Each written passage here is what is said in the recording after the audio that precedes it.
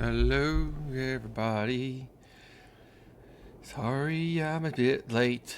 Had some stupid things happen with the dogs and now I stabbed them. It's all good. Boop, boop.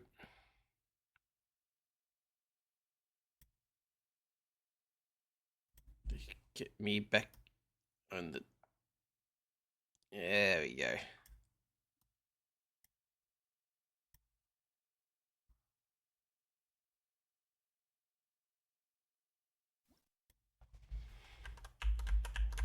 Gotta get in position. Perfect.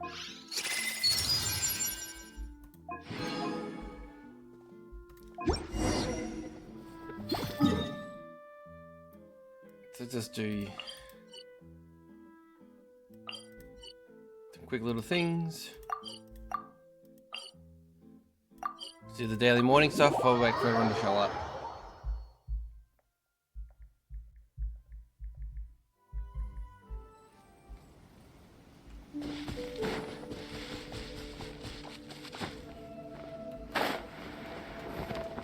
Here we go. How many things do I gotta do? 6 of them. Transfixed. Solidify.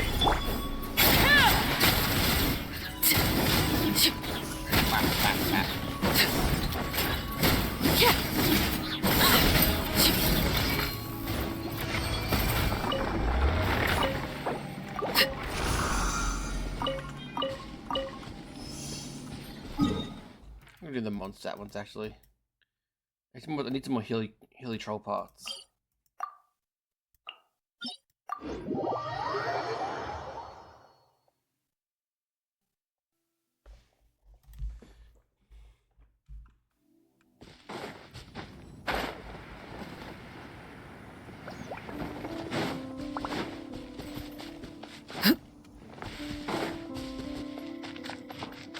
Here we found it stabbing again.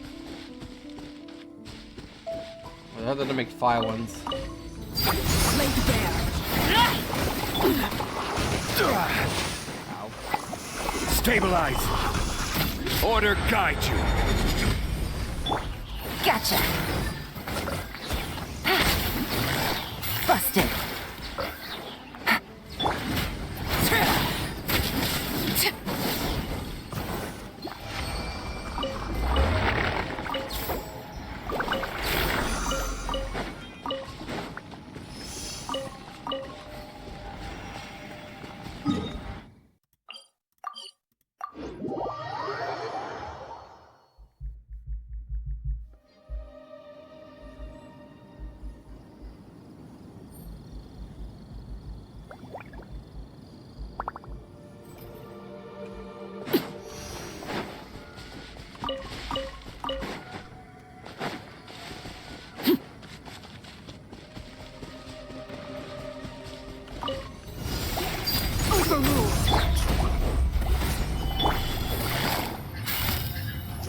Gotcha. Busted.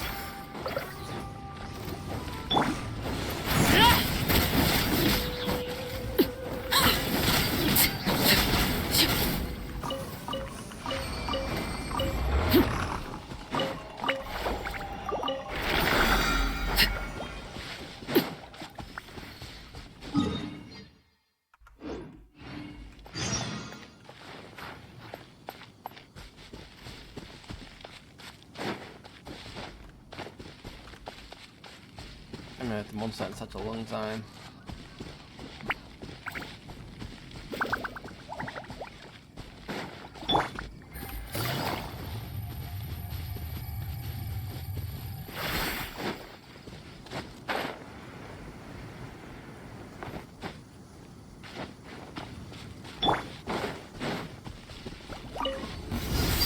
Laid bare. Gather. Gotcha. Quietly now.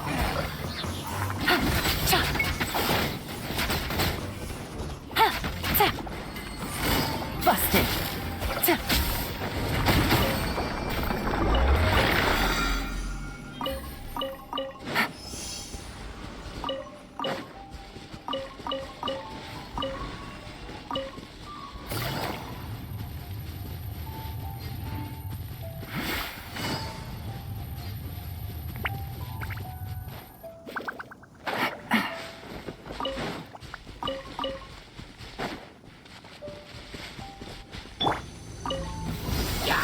Transfixed.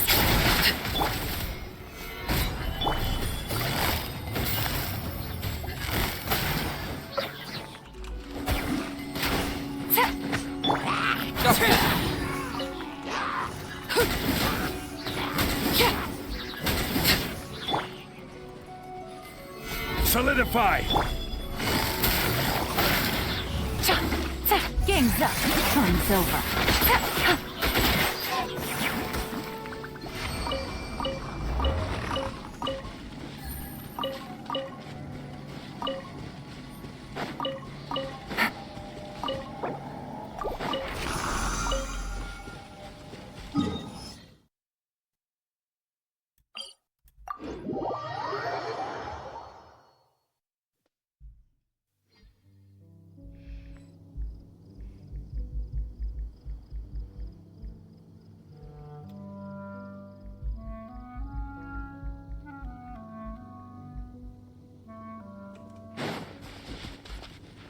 That's a big wall.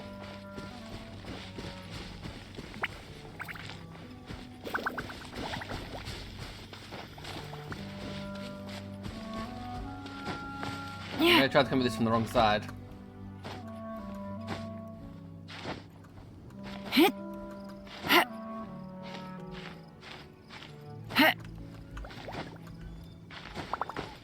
Made it.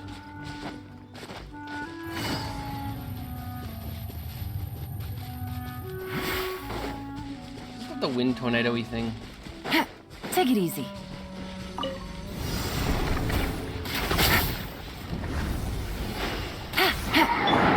Laid bare.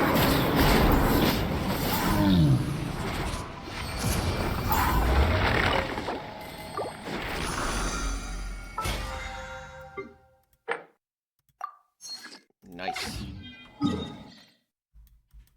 Thank you.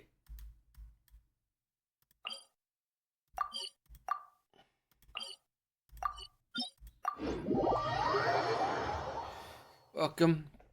Just knocking out the delis before we get back to go into the store to the D&D quests.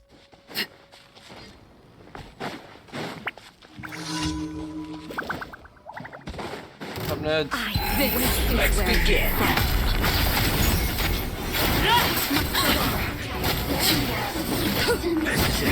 In the end.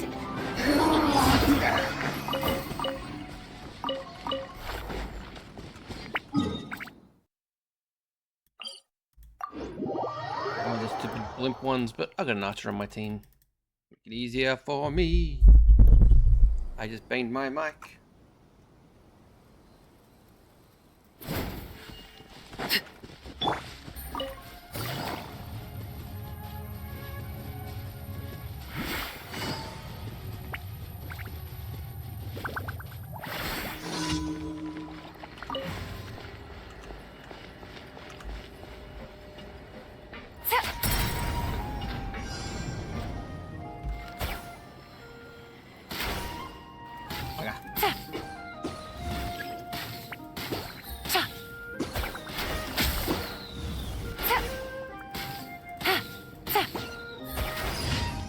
Arrow's gonna mess up someone's day.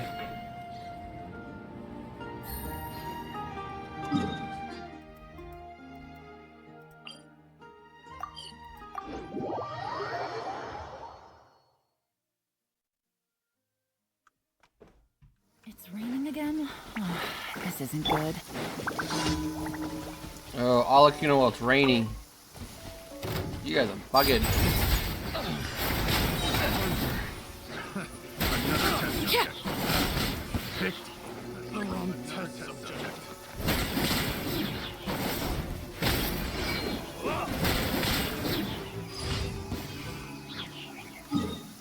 And one more daily to go. which is the character quest one, which is annoying. He's I want me to get some funta for him.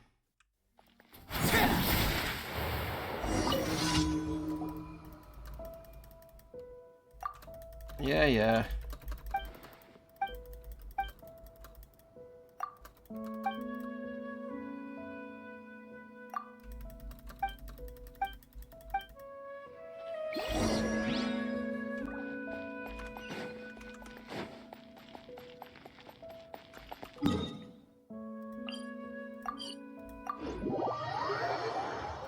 Teleport over.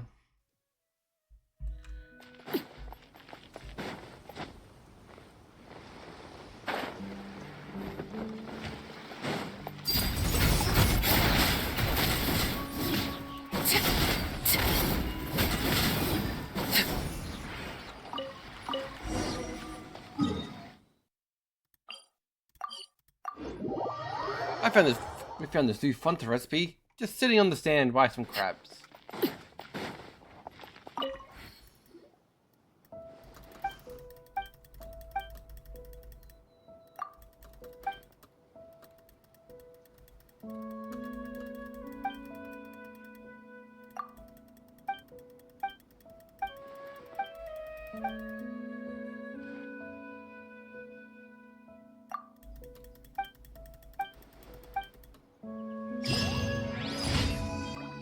I love salty sweet.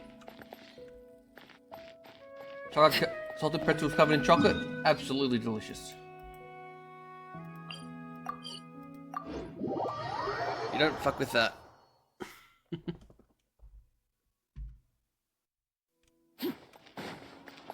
Crazy lady. Thank you for...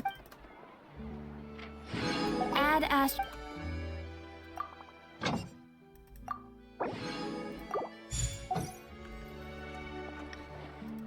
Actually, all the dailies done.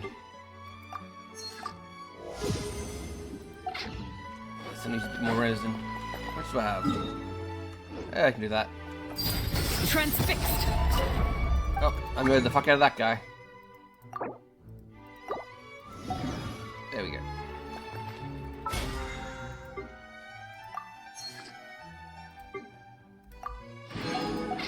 Okay.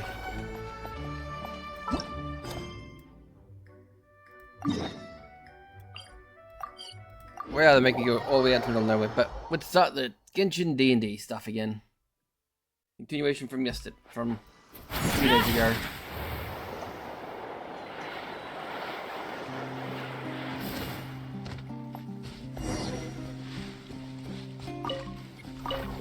I make it a domain?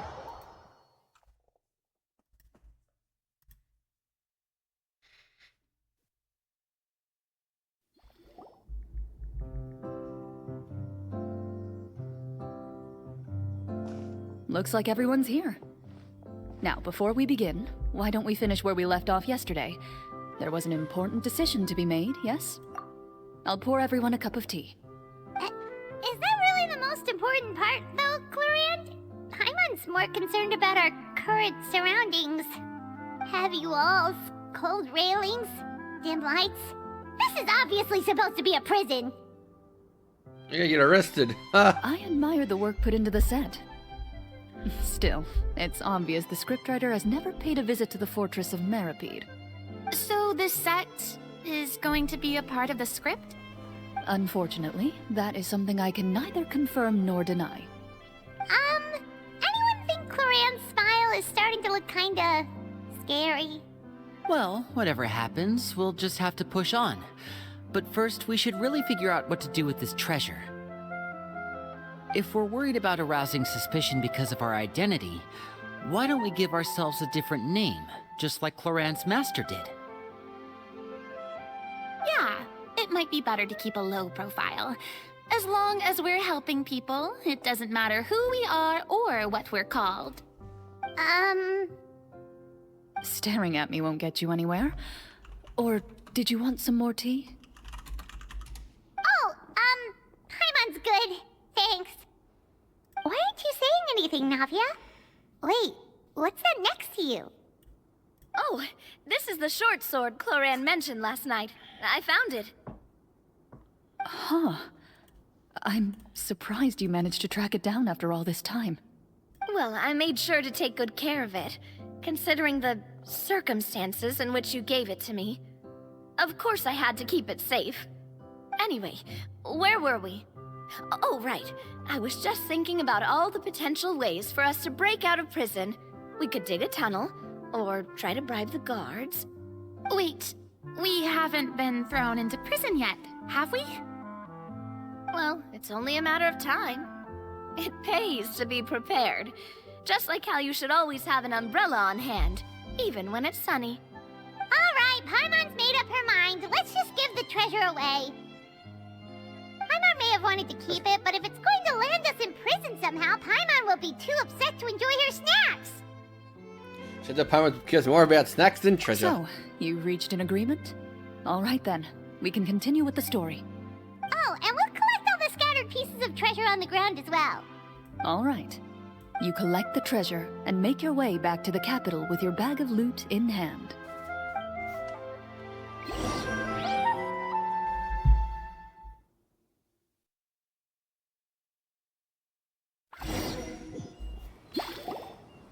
The city is still shrouded in a gloomy, oppressive atmosphere, but your spirits are surprisingly high. In places where sunlight struggles to reach, you generously share your wealth with the children, the elderly, and the poor in urgent need of help. Thank you, kind soul. The elderly woman's look of gratitude follows you as you walk away, her eyes never leaving your back until you move entirely out of sight. However, there's still quite a bit of Mora remaining. It appears you haven't made much progress. She's probably trying to tell us to speed this up. We need to hurry up so we can address the sorcerer problem. Should we go find that man again at the square? He seemed like a pretty responsible guy. I'm sure he knows the people here far better than us. Oh, good idea! Just as you start to make way to the square, intent on finding the man again, there's a voice.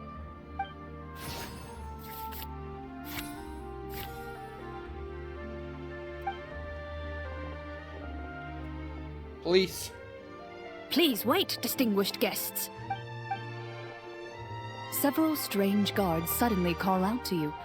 They run forward to meet you and proceed to politely pay their respects. Greetings, gentlemen. Are we being invited for afternoon tea?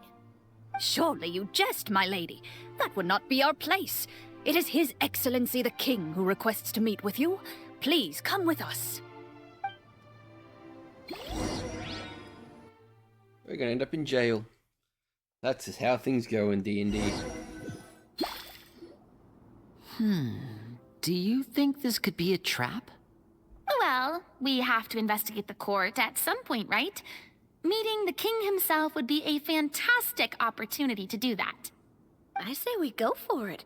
If something happens, we'll just turn the whole place upside down. That sounds a little intense. After a quick discussion, you nod to the guards and agree to follow. They lead you all the way to the audience hall of the palace. Gilded tables line both sides of the hall. The space itself is adorned with all manner of expensive antiques, glass shelves, and silver candlesticks. The items appear quite ordinary in size and dimension, yet their presence somehow makes the emptiness of the hall feel even more surreal and ominous. Wow, it's so luxurious! The elderly king, clad in a magnificent robe, sits upon the deep crimson throne before you. He wears above his head a majestic crown, with a gemstone the size of a bird's egg set right at the very front. As you observe it, you see a complex pattern of light reflect off its surface. They're here, your majesty. A man dressed in dark clothes, likely a minister, shields his mouth with his hands and bends down to whisper a few words to the king. After a moment, he lowers his hands and stands back up. His gaze shifts to fixate on your group, but he does not move from his place at the king's side. The king does not appear entirely aware of his surroundings. The man by his side, though. We should keep a close eye on him. The king remains still and says nothing. The minister is the one who speaks. I'm getting forced Esteemed tonight. guests, allow me to thank you for coming to our faraway kingdom. Unfortunately, His Majesty the King finds himself quite exhausted from work. So please allow me, his Prime Minister, to welcome you in his stead. I've heard tell that your group, the Marechaussee Hunters, used your exceptional ability with the sword to repel the monsters near the capital. Such a great deed deserves to be rewarded. However, seeing that I was not fortunate enough to observe such a feat with my own eyes, you'll forgive me for seeking to verify the truth by speaking to you myself. Well, we've got nothing to hide. You brought us here to talk, right? So we'll just explain what happened.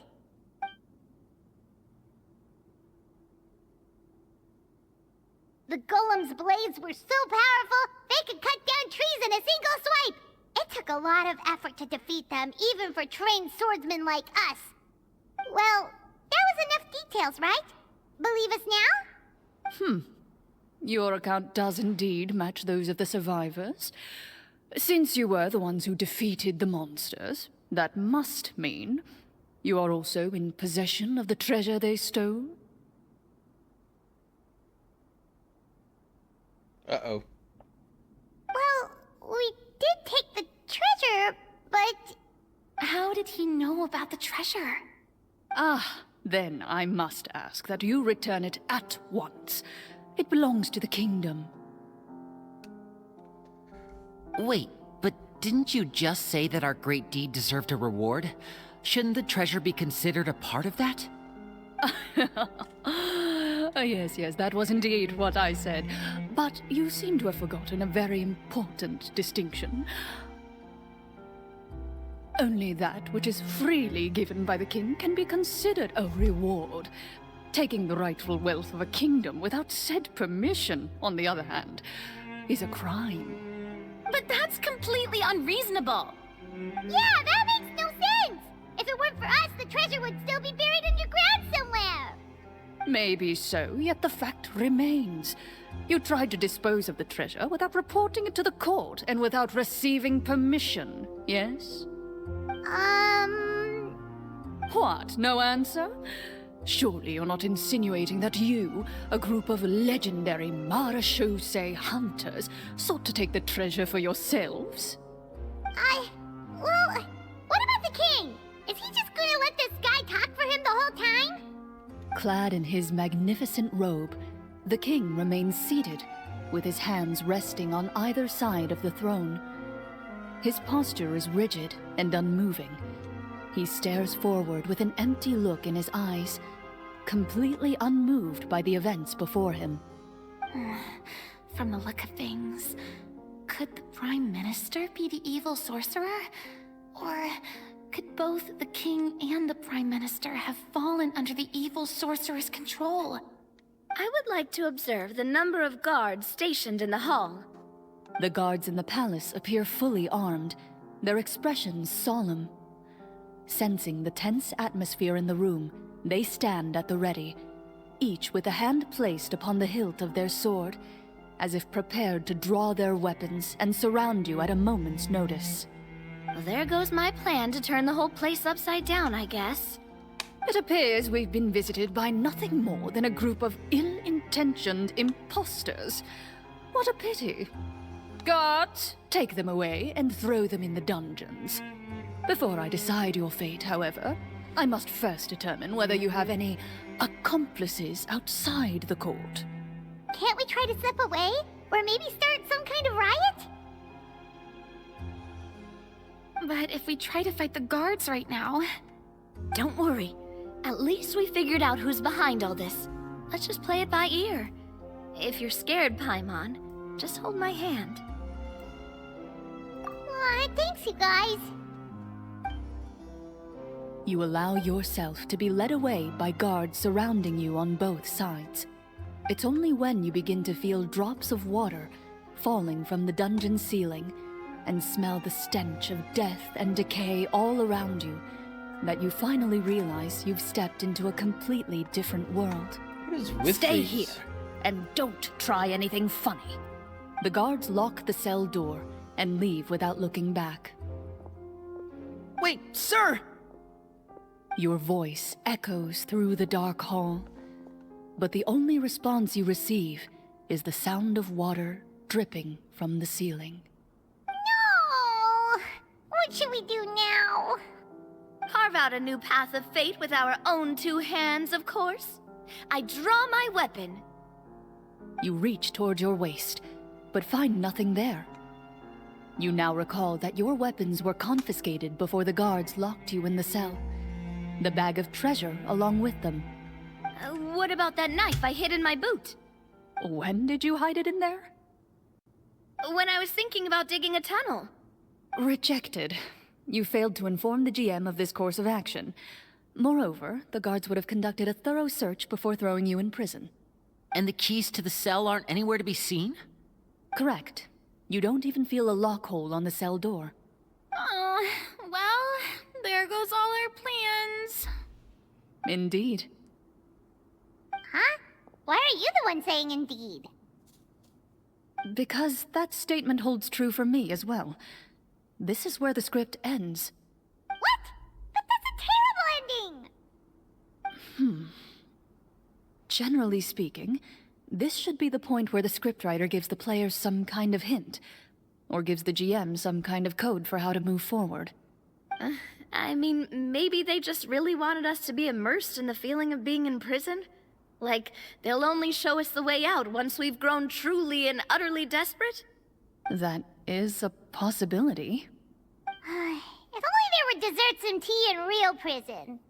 Oh, wait, guess that's kind of how the Fortress of Meripede works if you're lucky. Oh, before I forget, Navia, the short sword you had with you earlier. I took a closer look, and the craftsmanship doesn't appear to resemble anything from this era. If I remember correctly, that style was last in vogue several hundred years ago. Wait, Cloran said that sword used to belong to her master, right? Does that mean her master has been alive that long? I doubt it. The way she went about things often made her seem childish more than anything. I'd say the sword was most likely an heirloom passed down over time. Hang on. A precious heirloom passed down to you by your master. And you gave it to me just like that? You weren't worried I might lose it? Master left many things to me when she disappeared. There was the sword, an old key, and a good amount of junk she probably just didn't want to take with her. I gave you the sword back then, because I didn't want our friendship to end. Wait, when did this happen exactly? After the duel.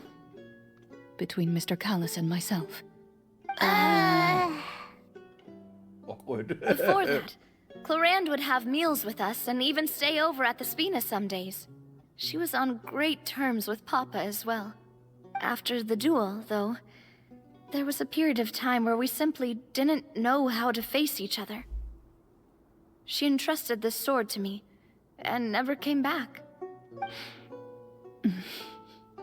We were both sad, and conflicted, and totally overthinking everything as a result. Whenever I looked at this sword, I couldn't help but wonder if Miss Petronia had never introduced us to each other at that picnic.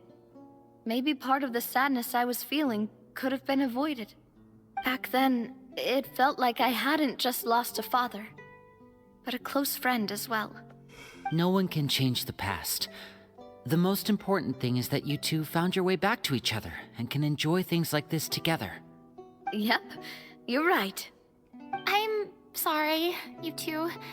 I didn't mean to bring up any sad memories. Reunited through D&D. Think nothing of it. No one here is at fault. Plop.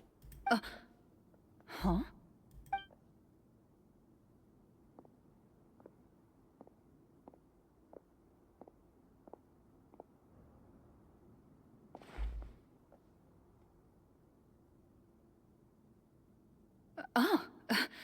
Looks like the next part of our script is here.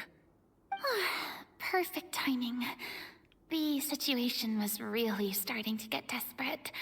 And not just because of the prison thing. From Claren's face, Paimon really can't tell if it's good news or bad news. Water continues to drip from the ceiling. In this lightless dungeon, you lack a reliable way to tell how much time has passed. Eventually, you get used to the unpleasant odor of straw, mold, and rust, and find yourselves alternating between fits of drowsiness and despair. Suddenly, you hear footsteps outside the door. Heads up, everyone. Someone's coming. Gather close, everyone, and keep your voice down.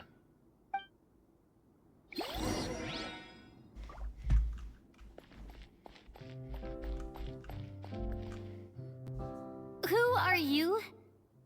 I work as a guard in these dungeons, but my true identity is the same as your own.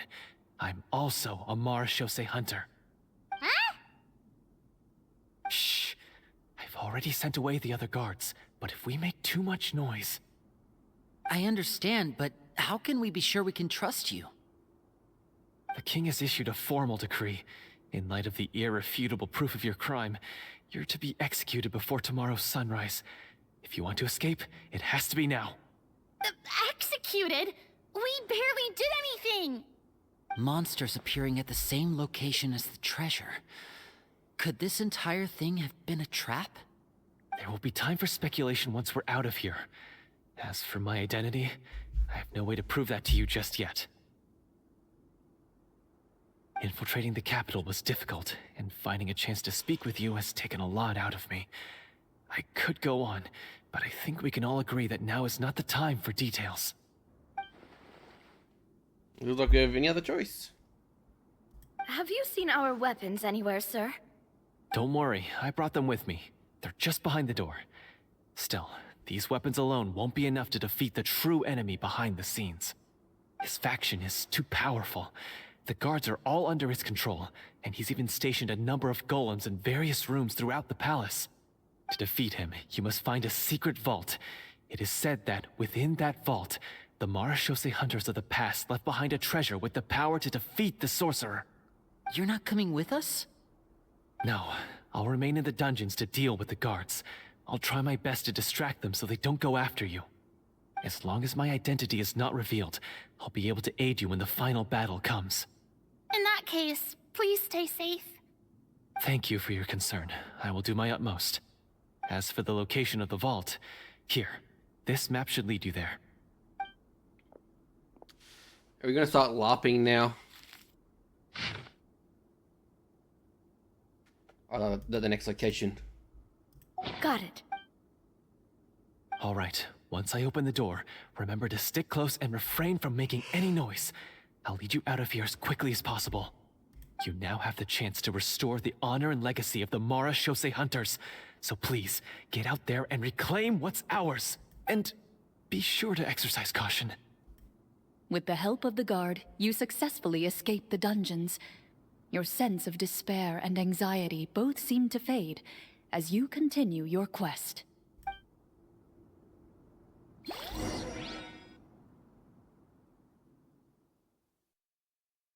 What's about the role-playing part of this story? This part of the story. Wait, we didn't get to use our skills at all while we were in prison. Who knows when we're gonna get the chance to use that cool summon spell? That is a pity, but we can only continue to move forward.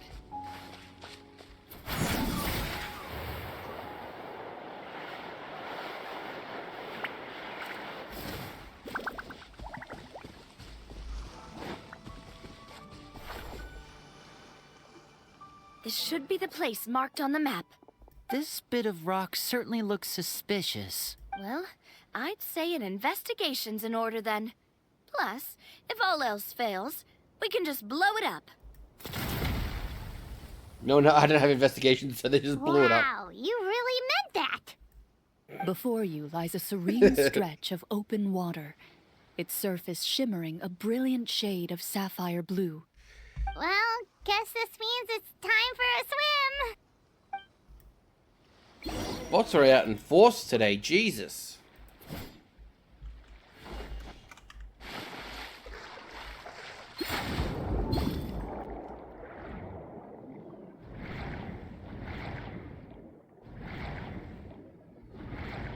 Good thing everyone here has visions and I won't drown.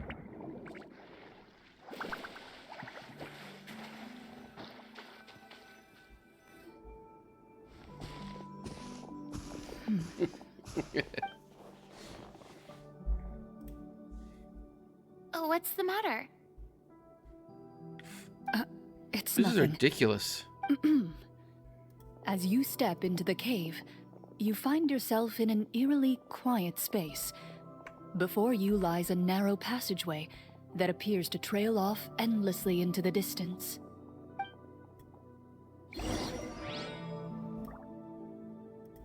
One second.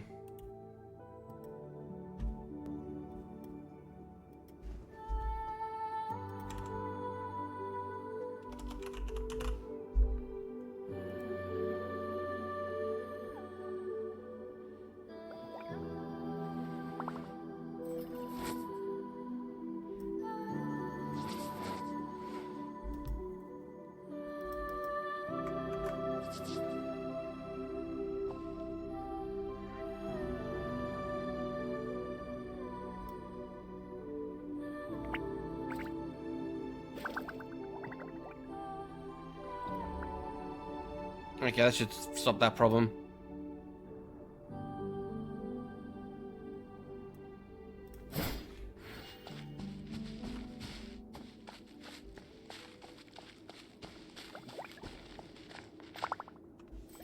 Oh, it's one. Wow, this must be where the treasure is hidden.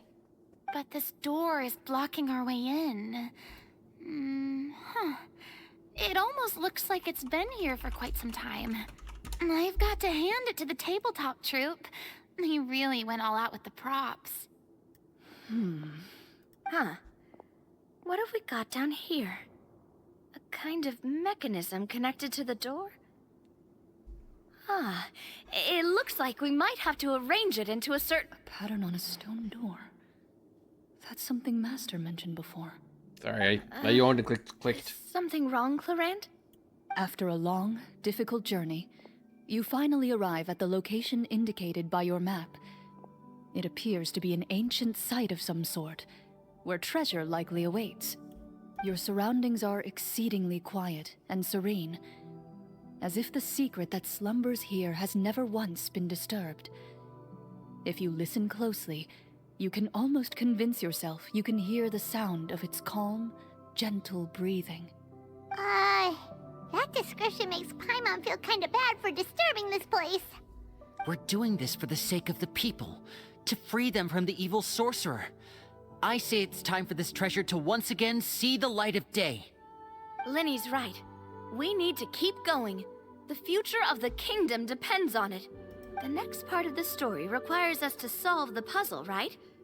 Let's start exploring the area. Yes, that should be fine. Something feels off about all this. Guess I'll just have to improvise.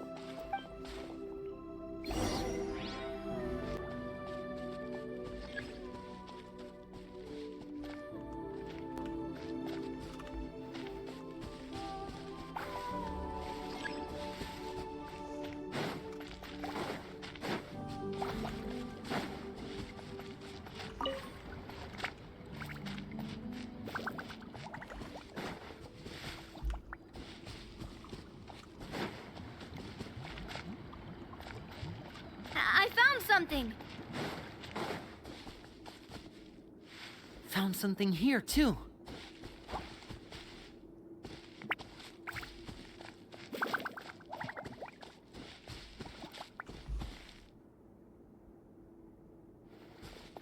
Same here.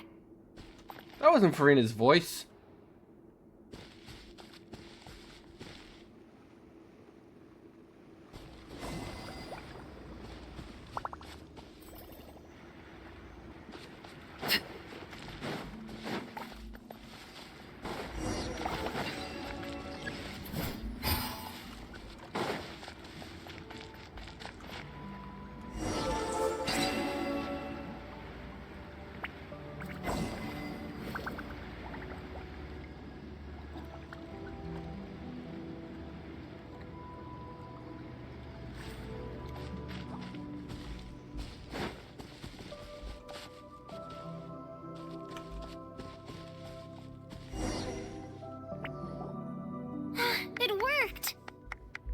something just appeared.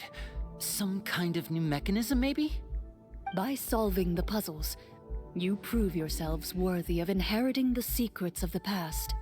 At the end of each puzzle, you're rewarded with With? a key. Oh, it must be the key to the big door. Huh? This is one of the Marechaussee Hunter keys that are passed down from generation to generation. It looks just like the one Master passed down to me. It is said that 4 keys in total are required to form the final, complete key. And it seems like we just collected 3 of them. That must mean... Huh? What's wrong? You hear a few strange noises. Suddenly, all the torches in the ruin go out at once. Huh? What's going on? Did we fall into another trap? For the sake of immersion, please close your eyes, everyone. Without the torches, the space is now completely dark, and you cannot see anything.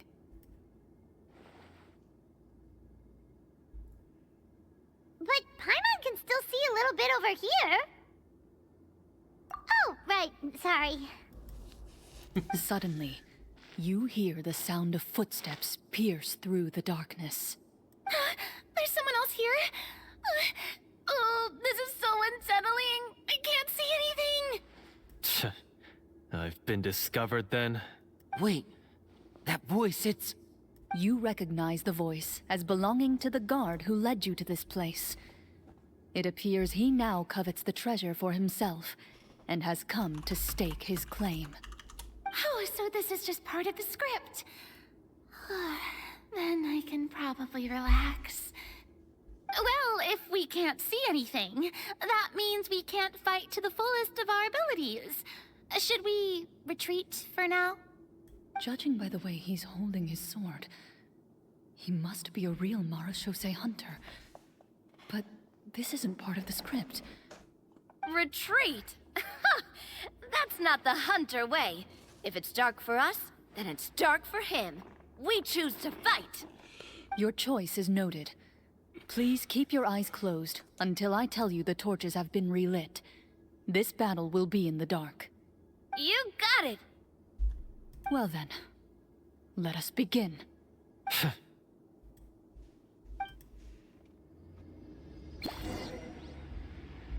I'm just playing as Clorand. I'm not gonna move. Thank you. I'd like to try to hit him with my sword. Your strike is successful. Is he still standing? Wrecked him. Is it over?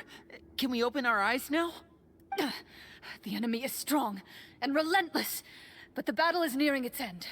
The torches have not been relit. What about now? Final strike. Ha!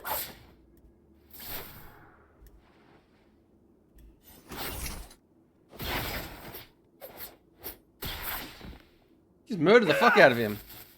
Well, did we get him? Why isn't she answering? Glorian? Warm fire flickers across the walls once more. Your vision is now clear. In an impressive display of courage, the 4 of you successfully defeat the uninvited guest. That look in his eyes. It's like he became an entirely different person as soon as I defeated him. Huh? Mr. Florian? Oh, wait. We're supposed to be role-playing. I should stay in character.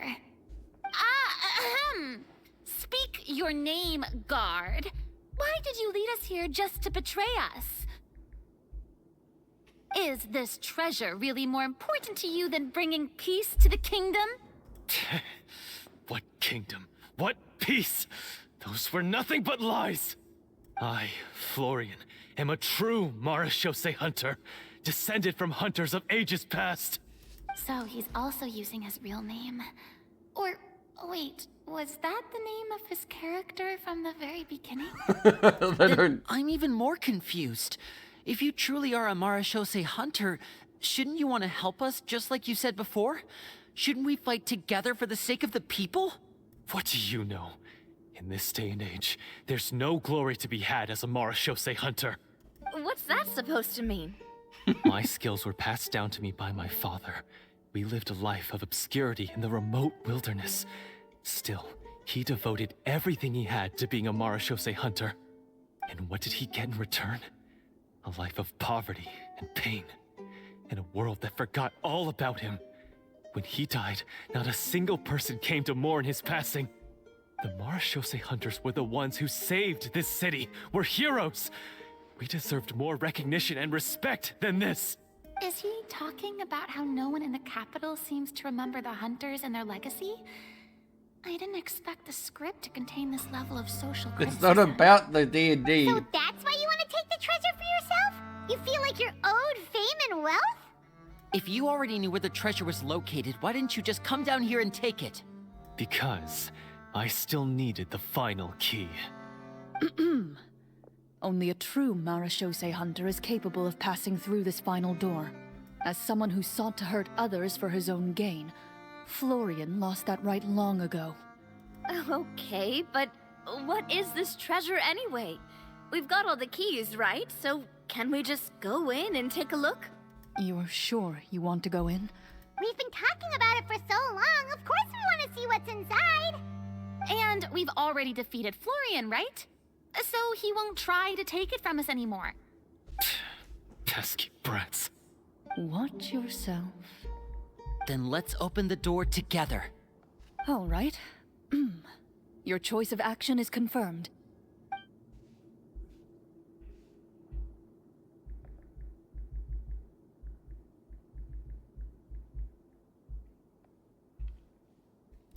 This is silly fun.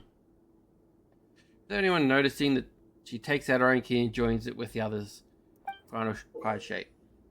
Before you, the door to the treasure, sealed and undisturbed for more than 100 years, finally swings open. You hear the shrill wail of the door hinge as it rotates for the first time after years of disuse. Almost like a sleeping giant letting out an extended yawn. You get the impression that the secrets buried behind this door might be just as heavy as the sound you just heard. It's open! Come on, let's go in! Paimon wants to see what's inside! Ooh, me too! Ugh, uncovering hidden treasure is the most exciting part of adventuring. What do we have here? Uh-huh. A stone tablet? And some shabby weapons? You call this a treasure vault? Looks more like an abandoned warehouse. Maybe the troop ran out of budget at the end? They provided a super immersive experience at the beginning only to drop the ball at the most important part. They could have at least filled this place with cardboard mora or something. Wait, I get it now. Paimon, this is the real Marashose hunter treasure. The friends we made along the way. This is it?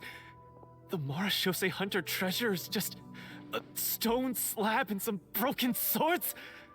I can't believe it. I refuse to believe it! Whoa, are you okay? The Marashose hunter before you appears to suffer a serious mental breakdown. He needs to leave the room for a moment to collect himself. One of you seems to understand the significance of the treasure already. If the rest of you wish to follow suit, you may remain here in the meantime and explore your surroundings.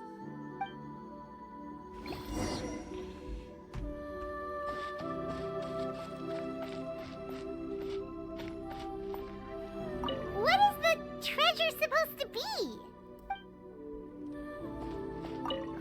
The names on the tablet. The old and broken weapons. Walter.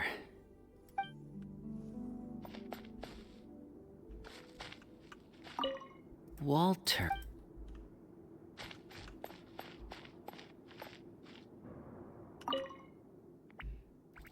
A stone tablet that stands there quietly. Few people's names, deeds have been inscribed upon it.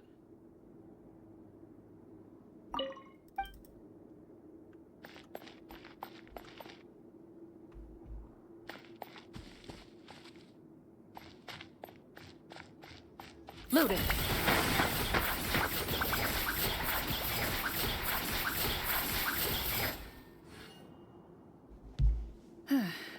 So, how are you doing? Feeling any better?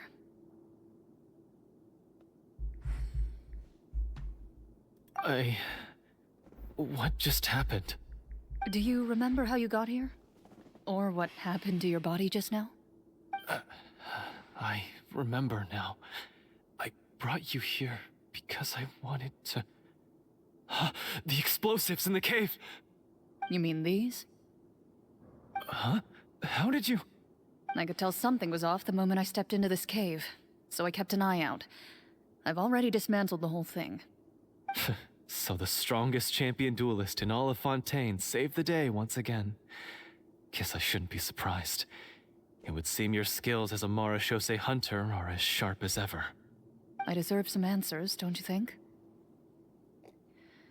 Tell me why you wanted to lure me here. Everything you said earlier sounded like the truth. Luckily, your monologue was dramatic enough to convince my friends you were just role-playing. I don't know. I just always felt like there was something in my heart that didn't belong to me. Something agitated and angry. Who knows? Maybe it was my own anger all along. I could never really tell. The feelings about my father and the other Marashose hunters are real. It just wasn't fair. I was angry, bitter that no one remembered them or praised their accomplishments. I don't know when it started, but at some point, my anger came to completely consume me. At that point, I remembered the legend my father used to tell me. The one about the treasure. But if the treasure was all you cared about, why plant all those explosives? Wouldn't they just destroy the treasure and bury you along with it? I can't remember. My head is a mess.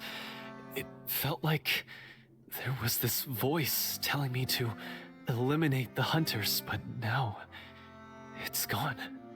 From your description, I suspect you were dealing with a Devorator. Devorator? Oh, your master... your father, I mean. Never talked about it? It was a kind of monster that was active several centuries ago. No, I've heard of it. I'm just not sure why you suddenly... Wait, it can't be. The seal! The seal? My family has served as Marashose hunters for many generations. But the title and swordsmanship weren't the only things passed down over our line. There was a seal as well. My father instructed me to always watch over that seal and maintain it regularly. He said it had been passed down over a truly ancient age, and protecting it was our clan's most important duty. But I neglected that duty after he died. I finally decided to come down and check on it one day, and that's where my memories become fuzzy. The Devorator would be a formidable adversary for any mortal being, even ones as capable as the Hunters. If you lacked the power to completely destroy it, you could easily fall prey to its influence and corruption. In light of this, some Marashose hunters chose to seal the Devorator away, in the hopes that a permanent solution would come with the passage of time. I heard it has the power to amplify the obsessions and desires in people's hearts, to the point where they overtake you entirely. It would seem I'm not just lacking in skill with a blade, but in mental fortitude as well. And yet, you were able to retrieve 3 of the 4 keys. If I remember correctly, each was entrusted to a respected and capable hunter. How did you manage it? One of them belonged to my father. The second I stole from a different hunter. And the third... was one that I snatched while the person was on the way home from the tavern. I nearly died in that alley. I know just how strong you are. It's as clear as day to everyone in Fontaine. I observed you from dusk to dawn, but could never find any opportunity to sneak up on you. I never even saw you drink a single glass of liquor. The only way I could think to obtain that last key was to lure you here using your hobby, and then... Oh, I get it now. That monster, it wanted to bury you here alongside the treasure. I won't comment on anything else, but the script was good. Well, I did pour my heart and soul into it. The stories my father used to tell me about the glory of the heroic Marechaussee hunters and how they came to be forgotten. It's more than just a story. Huh? You're proud to be a hunter. You're still holding onto that part of yourself, no matter how small. I have done so many despicable things. I have nothing to be proud of. Then explain the purpose of the evil sorcerer in your story. Huh? Isn't he the true antagonist? The one who sought nothing but his own gain, and used the people as pawns to attain it? In your heart of hearts, he was the one you truly wanted to defeat. But I've already tainted my sword. I no longer have any right to... Wake up, Florian. Remember how you introduced yourself earlier. Do you really think the hunters acted out of a desire for honor and glory? Or to be loved and acknowledged by the people? What did your father teach you about our order? You do not wield your sword for yourself, but to protect those you serve. There's nothing special about a blade. It's the intentions of the wielder that matter above all else. Do you still not understand? Even after seeing the treasure for yourself? The contents of that room, they represent the true legacy the hunters left behind. You're right. I am a Marechaussee hunter. It's time for me to redeem, no, to finally serve the people I vowed to protect all along. I wouldn't be so quick to push aside the need for redemption. I know. That's a charge I won't bother to defend myself against. Good. Then, come with me, and help me see the script through to the end. Huh? See the script through to the end? But there's no more script left. Never finished it, huh? No, I mean, I wrote the script with the sole purpose of luring you all here. There was no reason to write beyond this point. Then we'll just have to keep writing it. The evil sorcerer still needs to be defeated. You mean the Devorator? Are you saying I have to make up the rest of the script as we go along? Is that really so hard? You've already written most of it. Surely you can write an ending where the hunters win and justice prevails. I'll be there to help you too. You aren't afraid your party will fall into danger? I know what my friends are capable of, and they're all quite skilled. Besides, I need their help. Then, are you going to tell them the truth about all this? I don't intend to spoil the fun. Sometimes, protecting dreams and fantasies is more important than exposing the truth. Don't you think?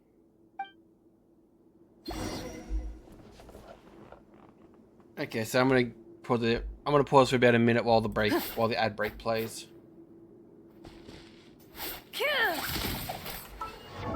Did they give her? They gave her noblesse. I'll see you in about a minute once the ad plays over.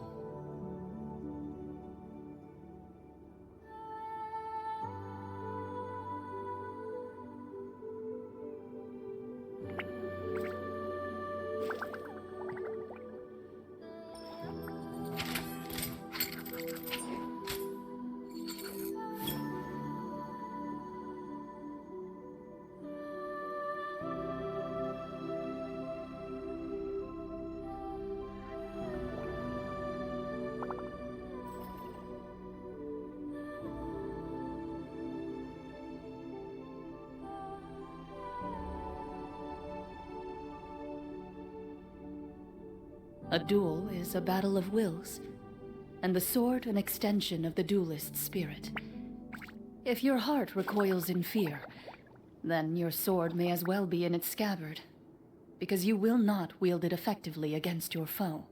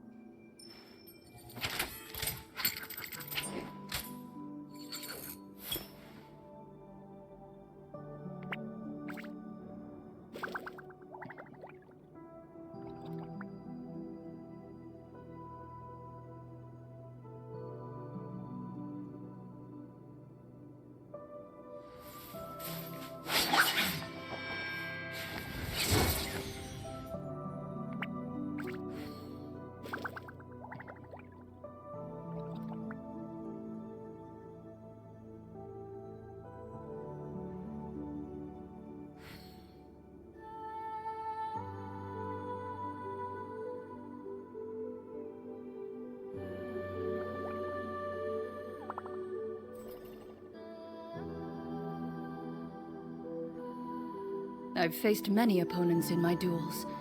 Most of them I defeated. The rest surrendered. Okay, back No. over. I have never lost a duel. Back to fun. Into the shadows.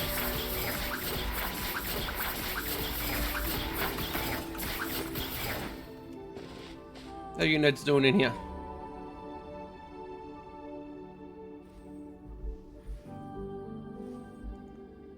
They're back! That took a while.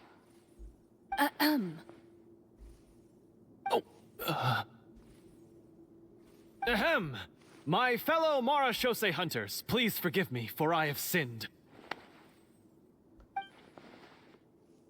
Tone it down. Sorry. After crossing swords with you and witnessing your courage in battle, I've rediscovered my true self and regained my pride as a Marashose hunter. Oh, do I smell a redemption arc? I confess, I was brainwashed by the evil sorcerer. He asked me to lure you here so he could bury you in this cave. That little... Wait, you're saying all of that wasn't you, but the evil sorcerer? That's right. He's adept at manipulating the hearts and minds of the people. I fell under his influence because I did not possess a strong enough sense of will. Huh. And how are you going to prove that you're a changed man? We're not going to fall for the same trap twice. To be perfectly honest, I only came to my senses after seeing the treasure. It reminded me of my father's past teachings. The treasure was actually... The names of all the Marashose hunters from ages past and their weapons? Wait, you already know? Of course. Don't underestimate a veteran role player's exploration skills. Oh, wait, I mean Marashose hunter Navia's exploration skills. We just finished reading through the content of the stone tablet. That tablet recorded the lives of some fascinating people. For example, this Marashose hunter called Est. She inherited the responsibilities of the Golden Hunter and passed judgment on many people. But in private, she had a very easygoing personality. Her favorite pastime was singing and dancing with her friends, and she was said to have a beautiful voice. So, she was just like you. Oh, you really think so? Well, when you put it that way, I suppose I also have a few things in common with this Walter. Working as an executioner, he supposedly used a countless number of tricks to confound his enemies in battle. Oh, if only I could have seen the feats of magic he pulled off back then. Their lives were all so exciting. You could write so many cool books about their accomplishments. How could they have all been forgotten? So fly. Because they chose to be. To hunt monsters that only appear in the shadows, you must also operate in the dark. To be a Marechaussee hunter is to willingly give up on wealth and fame. Then this stone tablet must have been left behind by their companions. That's right. Few Marechaussee hunters ever revealed their identity to the public. They always protected the city from the shadows. The only time they spoke of their accomplishments would be at night, when they gathered with their fellow hunters in front of the bonfire to share stories of the monsters slain by their hand. So, this tablet was created not so that the hunters would be remembered by the people, but so that they would be remembered by each other. No wonder this place was so well hidden. You regard the stone tablet in solemn silence. The names of your comrades etched onto its surface serve as a reminder that you are never truly alone. The tablet proves that, although a hunter walks a shrouded path, it is not a solitary one. There will always be those who walk beside you, a fact that remains as true today as in ages long past. Their legacies shall continue to be passed down from generation to generation, as everlasting as the stone onto which their names are carved. Father, you once told me that I should seek out the treasure if I ever became lost. So this is what you wanted me to find. Thank you, my friend. You are very kind. I implore you, everyone, please give me a chance to make up for all I've done. Allow me to fight alongside you and defeat the evil sorcerer that threatens the peace and prosperity of everyone in this kingdom. Well, I say we let you join. Sounds good to me too. Everyone makes mistakes. What matters is what you do to make up for them. I have no objections, but Mr. Florian, do you even know how to defeat the evil sorcerer? When he took over my mind, I gained some insight into his thoughts.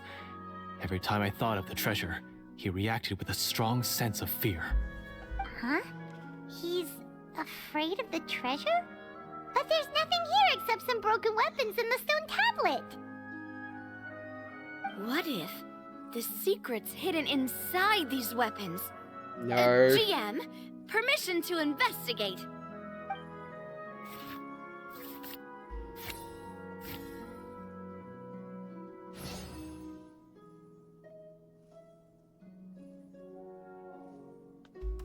At first glance, the weapons appear absolutely ordinary. But as you observe them, you notice a faint energy emanating from within. These blades have slain countless monsters. Though it's been a long time since they were used in battle, their edges remain sharp, as if they're simply waiting for the next worthy hunter to carry on their legacy. So basically take these with us, right? I'll take this weapon, since it used to belong to Est. Maybe it'll find comfort in being held by someone who appreciates the arts. Ah, good idea. I'll take Mr. Walter's bow then, from one archer magician to another. Paimon's gonna pick a cool weapon too!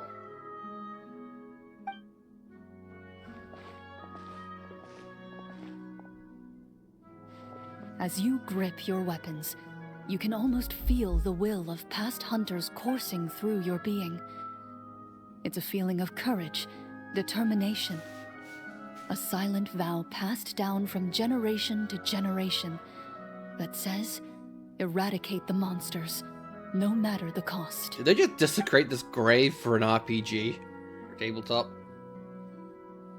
Mr. Florian, do you know where to find the evil sorcerer? I was able to see his surroundings when our minds were connected. I believe he's currently hiding out at the church in the kingdom. We must be extremely careful. He's spent so long living among monsters that he's now taken the form of one. He will not be easily defeated. Then why don't we explore some more and try to find some higher level gear? We don't to just fight him and lose, right? Oh, No, we have to strike now. He was greatly weakened when I managed to break out of his control. If we let him rest, he might have time to escape. I agree with Mr. Florian. We've got to act while we have the advantage. Don't forget, the people of the capital are counting on us. Yeah, Welcome, now that Carla. we've got a plan, there's no point in waiting. The longer this drags on, the worse it will be for everybody. Nerds playing D&D. Yes, that's what's called... Yes, that's exactly right. Good, thank you. Right, you've persuaded Paimon. Mr. Florian, please, lead the way. Of course. Follow me. He had to set up so many scenes today, and now he has to join in for this last part. I really don't envy his job. Finally, you decide to slay the evil sorcerer and bring peace back to the kingdom once and for all. As you walk away, you feel the gaze of the stone tablet at your back, as if all the hunters of the past are wishing you success in the battle ahead and awaiting your triumphant return.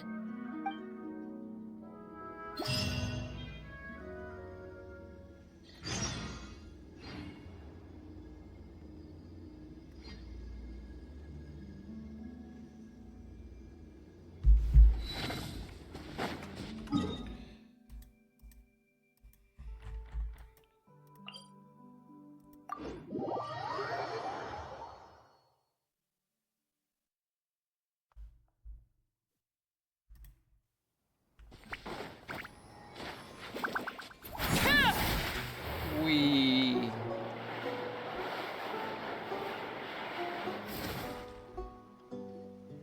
Finally, you arrive at the church Florian described. As you approach, an ominous aura surrounds you. You get the sense that your enemy is close at hand. How strange. This uneasy feeling seems so real. How did they manage that? Now, it is time for the final battle. Let's go. They just happen to know this is kind of this stage already to fight. Just Florian, wait. Pretending. What's wrong? I think you should wait outside. You've already been corrupted by the Devorator once.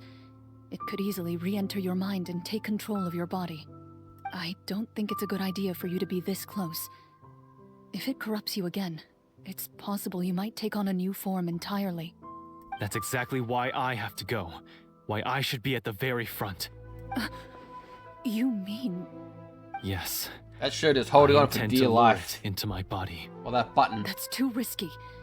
If things get out of hand, I might have to kill you. Do you understand how dangerous this is? I understand, but if I do this, you'll have a clear and visible target. The Devorator will have a hard time passing up a chance to enter a body it knows how to control. You won't have to worry about any of your friends being taken over. You're not like me, Miss Clorand. You're a just and powerful Marechaussee hunter. The monster broke free due to my error. It's only right that I shoulder the responsibility for its destruction. This is... something that I have to do. Consider it a duel to restore my honor. My only request is that you give it your all.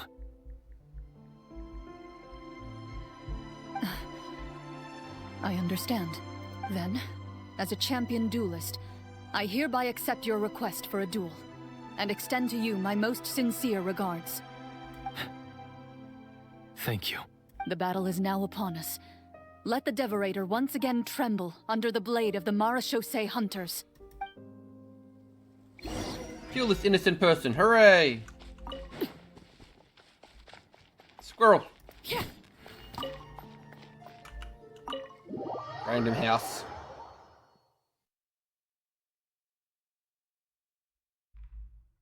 Here we go.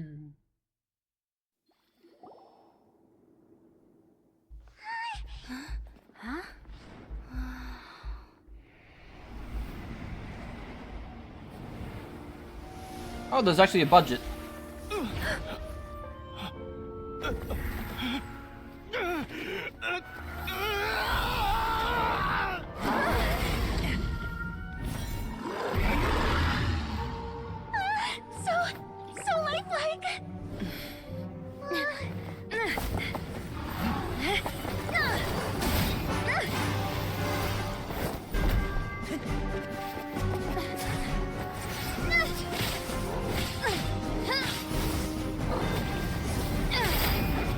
Ghost is way too big for this bloody house.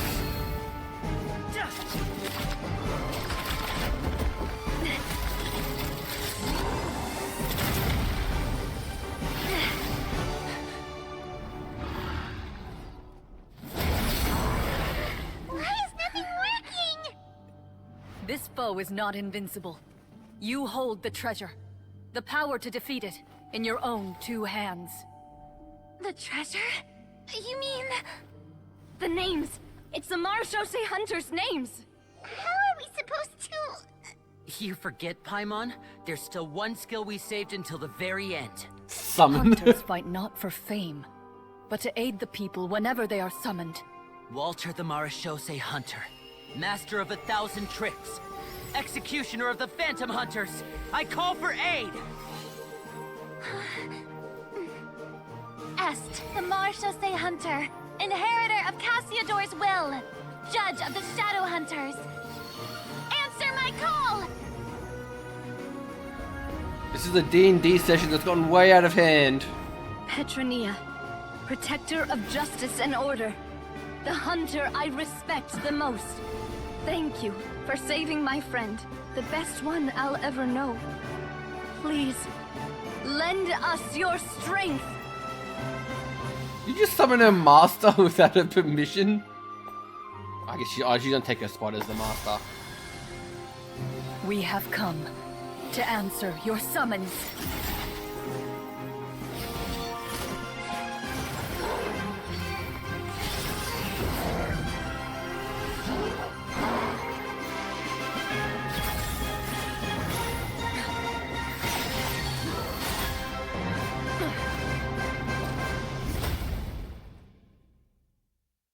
And so, the monsters were eradicated, and the sorcerer was defeated.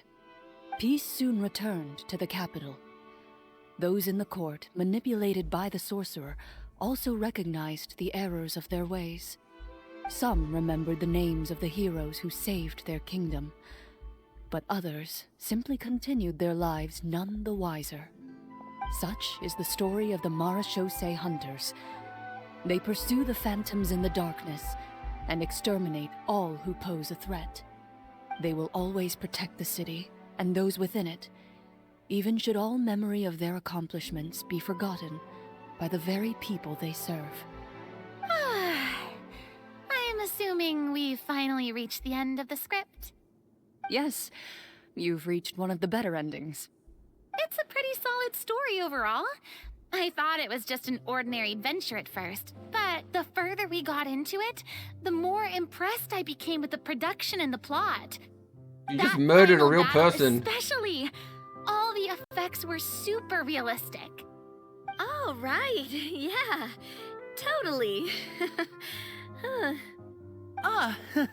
That's a really good point. I never expected the weapons we picked up from that vault would have that kind of effect. I think they realized that Mine it was real, but nearly she doesn't. scared the daylights out of me when it started glowing. I took a good look at it after we got out, but I don't think it ever lit up again. Oh, we should probably give these props back, right? I'll just leave mine here. Just Did stack you it up have on a the good time? corpse. Of course. Let me know if another script like this comes around. Sure, no problem. Then I'll head back for now. I think I need some time to fully digest everything that just happened. Once Mr. Florian is awake, please pass on my regards to him. He must be extremely exhausted to have passed out cold like that. He did. You're right. He's had a lot to deal with. Well, see you all some other time. Toodaloo!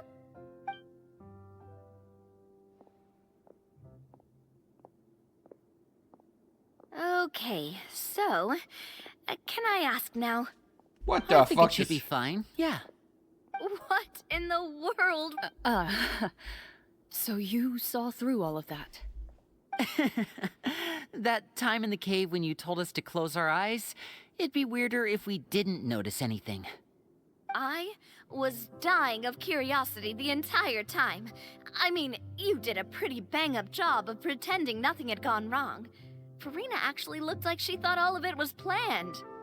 Guess none of us wanted to be the one to break the illusion. What are you all talking about? I was just playing along too. Oh, wait. Don't tell me Paimon never... No, this is all my fault. It's not too late to cover your ears. Here, Paimon, I'll do it for you. Bit late for that, don't you think? You're saying everything that happened back there wasn't actually part of the script?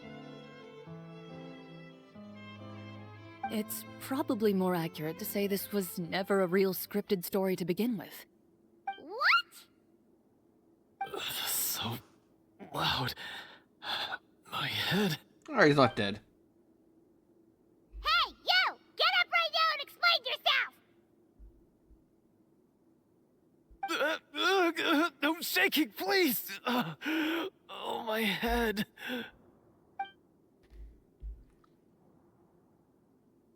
Did Paimon just hear that right?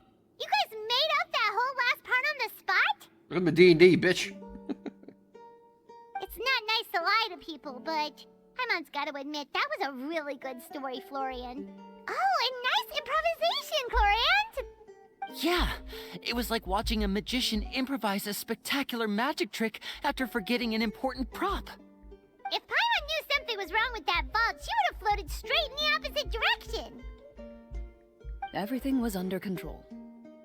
As if you've ever described a situation as being out of control. I'm pretty sure any situation you consider to be easy to handle would scare a reasonable person half to death. Guess I'm just used to it. You must run into a lot of unexpected situations then. That explains why you're so good at coming up with things on the spot. As for you, Florian... I know there's no excuse for what I did. I'll turn myself into the guards at once, confess my crimes, and accept any punishment that comes You my were way. possessed by a demon. I would say you've already suffered more than enough. What? You may have been blinded by fame and fortune in the beginning, but your actions during the final battle had proven you to be a true Marechaussee hunter. You'll be far more used to the city above ground than below. Your job as a hunter is more important. But... Of course, you'll still need to take the keys and pay a personal visit to the 2 hunters you wronged. Prepare to accept any terms they give you as well. Yes, of course. As far as I'm concerned, though, your showing in the duel was enough to prove your honor. Then I'll do exactly as you said. I'll go return those 2 keys right now. Thank you so much, everyone. I'll do my best to prove myself worthy of the second chance you've given me. I swear this on my name and honor as a Marechaussee hunter. Until we meet again, everyone.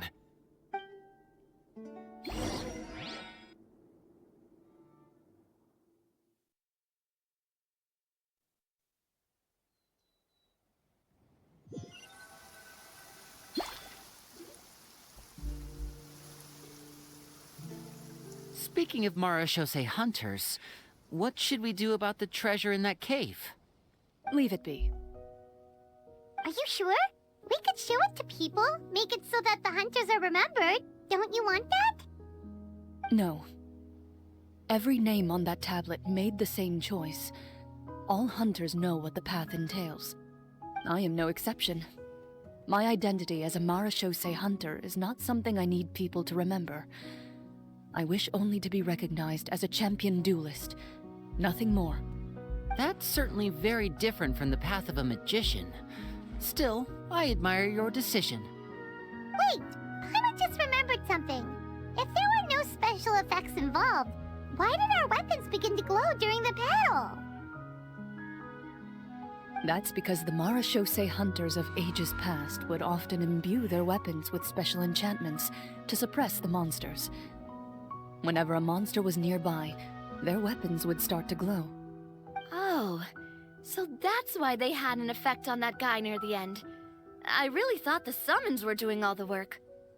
Well, I'm sure the summons were a part of it too. Oh? How so?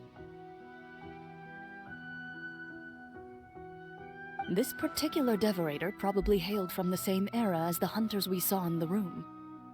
The names you recited all belonged to the bravest hunters. Countless monsters fell to their blades. That's likely why the devorator visibly reacted when you said them out loud. So the names held the power all along! Navia, everything you said during your summon. Huh? Oh, I meant what I said. I mean, it was true to my character, so yeah, I'm glad you heard it. Just don't make me repeat myself. It's embarrassing. I really appreciated those words.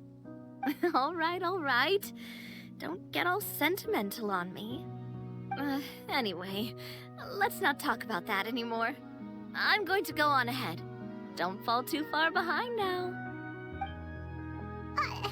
She ran off! I should probably head back as well. This story was truly incredible. I might have to spend the whole night telling my siblings all about it. Goodbye. And just you and me, Traveler. Clorinde. Should your name and deeds be forgotten, what do you think the significance of your journey will be?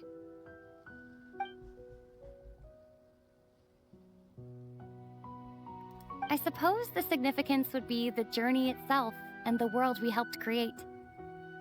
There's still value in the time I shared with everyone here, in the things we were able to accomplish, even if no one remembers them. She actually A spoke. great answer. I'll remember it. What would your answer be, Clorinde? Me. The Marachose hunter says nothing in response to that question. Perhaps her answer lies in her silence. An unspoken vow left to echo through the night.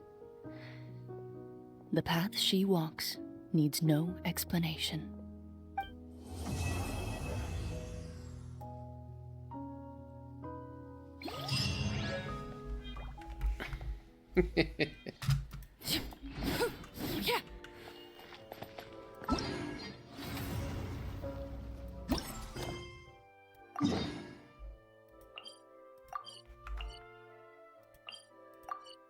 Gotta talk to these losers again.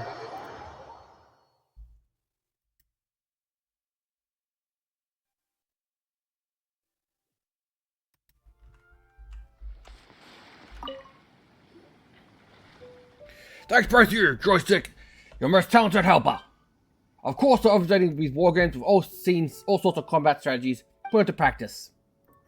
We just need to broaden our model by taking into account the different types of soldiers and special traits. We'll be able to create a variety of new scenarios based on training manuals, their favorite units to study. If the two of you are interested, I'd be happy to provide you with the said materials next time we meet. That way, you'll be able to try out different scenarios in your spare time. We know that you two of you are very busy, so we tried to cut down on the number of similar scenarios so it does not get too repetitive. Of course, if you haven't had enough, welcome to come back anytime. Keep playing anytime. Anyway, on behalf of the Middle Earth General Staff and representative of all the other participating entities, allow me to express my sincere gratitude. With any luck, we'll be a chance to work with you again in the future. That's why we shall get even better at whipping out monsters and securing our lands. I'll be delighted to help. Everyone's going so smoothly. Not only have we managed to strengthen our connection with the various groups we've met before, but they helped us cross the vat too. It's fun and learned loads of watching a war game. If you get the time here at some point, we should come back and test some more scenarios. And such, the Bristol Mage had to fight out against the Great Snowball King. Who would win? Or was the hardest head in Rune Guard or a Geovish hat? Nerds. I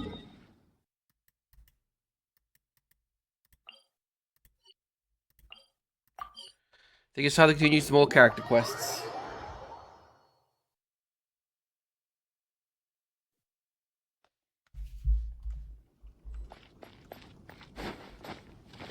I guess the new endgame hasn't been added yet.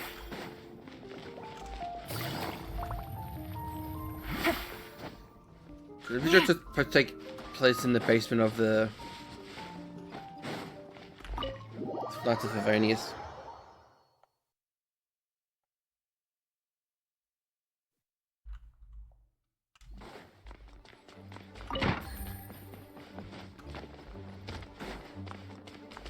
Yeah, it goes through these doors, but it's unlocked yet. Murder banner.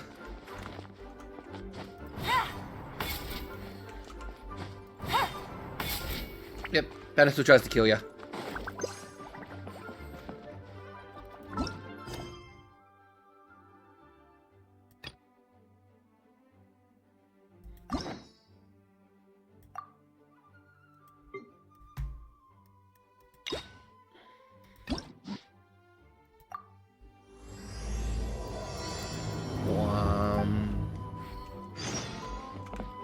Take it easy. She's right here. A thesis on chivalry. Favonia's bladework fundamentals. Hello, Noelle. So much to learn before the exam. How will I ever get through everything? Oh, honorary knight. Long time no see. Anything you need me to take care of? Oh, thank you. That's very nice of you. It has been quite a while since we last met, hasn't it? I've been busy preparing for my exam. Other than for work and training, I've barely left the library. The exam is drawing nearer and nearer, but there just seems to be an endless amount of material to review. Surely, the only exam that can make no services. Right. The Knights of Favonia's selection exam. Oh. Even though I've already worked for the Knights as a maid for some time, I still need to pass this exam to officially become a knight. It's just that I've failed several times in the past. I still don't know if I can make it this time. Study buddy? No, that won't be necessary. This is my exam, and I'm taking it to fulfill my dream. Any obstacles I face are mine to overcome. Plus, there is still some time to go before the exam arrives. Well, you're the honorary knight of Mondstadt. It won't do for me to take up so much of your time. But on the day of the exam, if you happen to be free... based on the knight's schedule, I think it should be half a year from now. I thought it was more imminent. But it's just half a year. Don't you think that's quite soon? Even though there is still some time, if I don't make good use of it, it will disappear. I've planned my schedule carefully. If I sleep 2 hours less each day and finish my work 1 hour earlier, then as long as I spend all the time I save studying, I should just about be able to finish these books. Well, there's always coffee if I feel sleepy, and I have some candy on hand just in case I ever feel low on energy. Bring yourself to will affect your exam No, performance. it won't. I've made sure to allocate time for training, too. After all, combat is also assessed as part of the examination. Did I get too worked up all of a sudden? My vision seems a bit blurry. No, I still have training tomorrow. I must freshen up. She's gonna pass out. I apologize for letting you see me in such bad shape. I'm okay now. But every time I think of the exam, I get so nervous. Only studying or training helps to relieve it a little. But in the end, I keep finding new ways in which I'm not prepared. And that makes me even more nervous.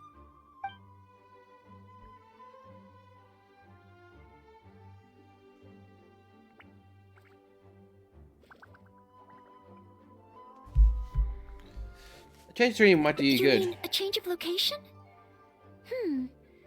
Yes, staying in the Knight's headquarters and in the library all the time does tend to make me feel as if I always have to be studying. But where else could I go? The Cat's Tail? Or the Angel's Share? Or perhaps somewhere away from the city? Starsnatch Cliff or Windrise? I could even make some muffins, grab some napkins, and make a picnic out of it. But would that just waste too much time? I better further away. Make a trip to Liyue. A trip? To Liyue?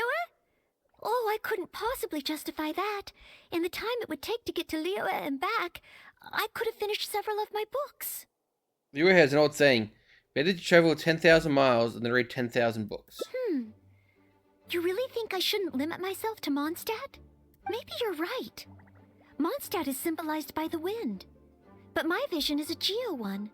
Maybe visiting the nation built by the Geo Archon could help me learn something new. Very well then. If it's just a quick visit. And just like that, we sent her to Leeway.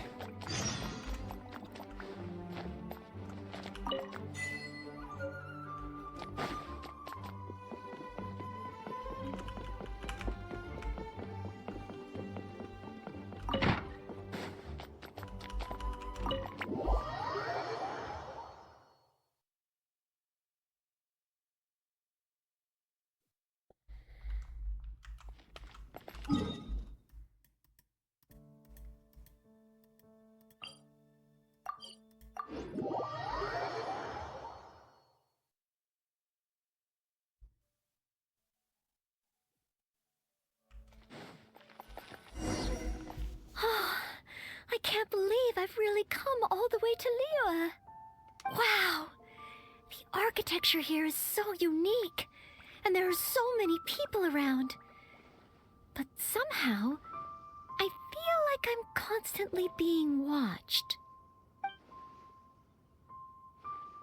You do look especially good today. No, please don't make fun of me. You shouldn't make jokes like that in public. People may hear you and get the wrong idea. Huh. How strange. Back in Mondstadt, I never feel shy around strangers.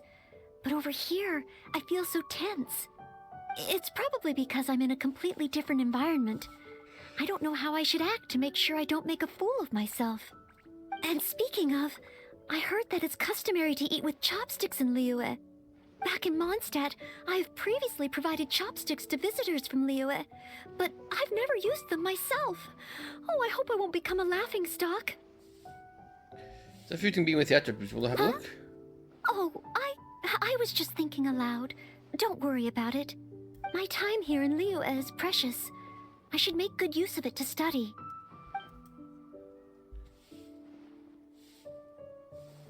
You never know, the exam may test your ability to work with partners from Liyue. What? Could that really come up in the exam? Wait, you're right. Maybe it will. Huh. Then, okay. Let's start by learning about the local cuisine. Do you have any suggestions? Okay. If it comes recommended by you, I'm excited to find out what kind of food it is.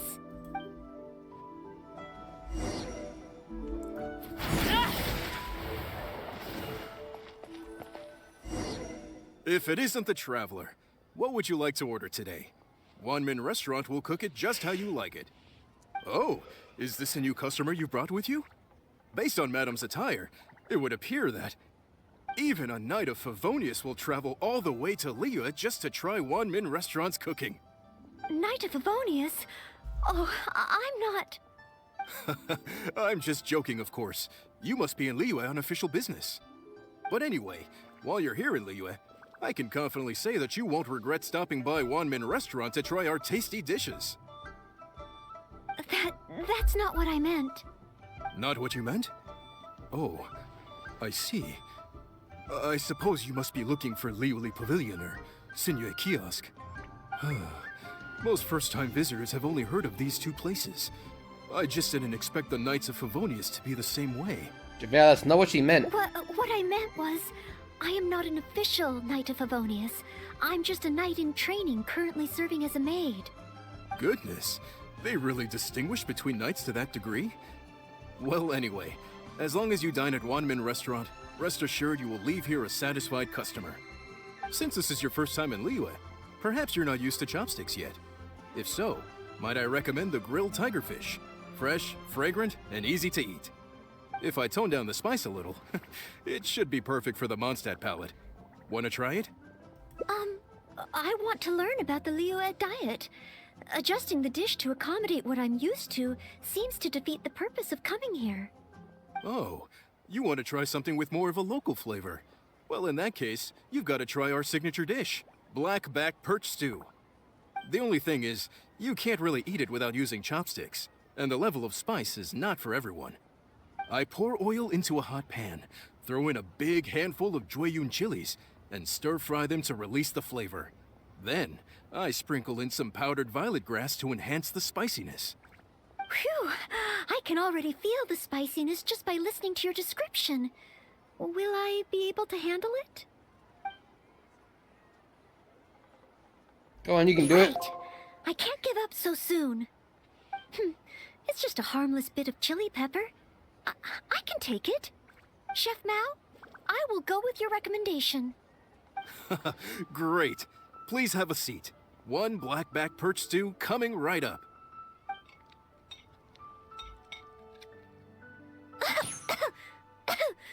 Oh, so spicy. I can't even hold my chopstick steadily. You okay? Oh, I'm fine. It's certainly very spicy, but once you get over that, oh, it's quite delicious. What surprised me is how the freshness of the fish still shines through, despite how heavily seasoned the dish is.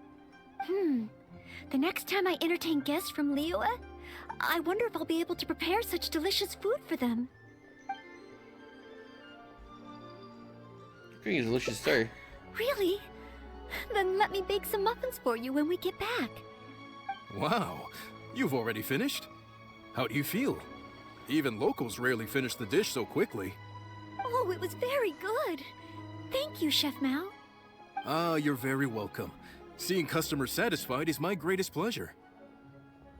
But I must say, I really didn't expect you to drink the soup. It's so spicy that most people here in Liyue can't even handle it. What? The soup? We weren't supposed to drink it? Time to move on. Yes, let's. Next time I eat in Liyue, I'll be sure to check how each dish is meant to be consumed first. Oh, You drink the broth. that sounds like ironwork going on over there. Is it a blacksmith? From the kind of weapons made here, I should be able to learn something about the local combat style. Will you come with me to the blacksmith so I can take a look? I mean, if I'm monkeys, sure, follow me. Oh, great! It's almost like you're the host and I'm your guest. As a maid, I can't help but feel a little guilty.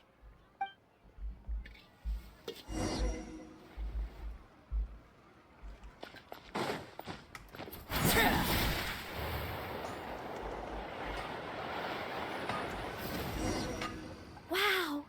Just from looking at these weapons, I can tell they have great power. Well, this is the nation built by the Geo-Archon, after all. Oh, I wonder how Favonia's blade work could be applied to these weapons, and what kind of modifications would be needed. Looks like you need some inspiration. Yes, and even though I'm just thinking through problems as I always do, I don't feel as nervous as I did when I was in Mondstadt. Hey! You over there! What are you doing? Huh? What's wrong, little boy? Who you calling little boy? I'm a mighty warrior. I see you with your strange attire, acting all mysterious, loitering around the ironmongers. Yeah, you're up to no good. I'm not up to anything. Huh. You can't hide it from me. I see the way you look at those weapons. Same way I look at them, too. You must be planning to sneak over and steal a couple of blades when the man's not looking, huh? Well, I'm warning you. Quit while you're ahead. Stop before you do something you'll regret. 'Cause if you get caught, that man is gonna yell at you.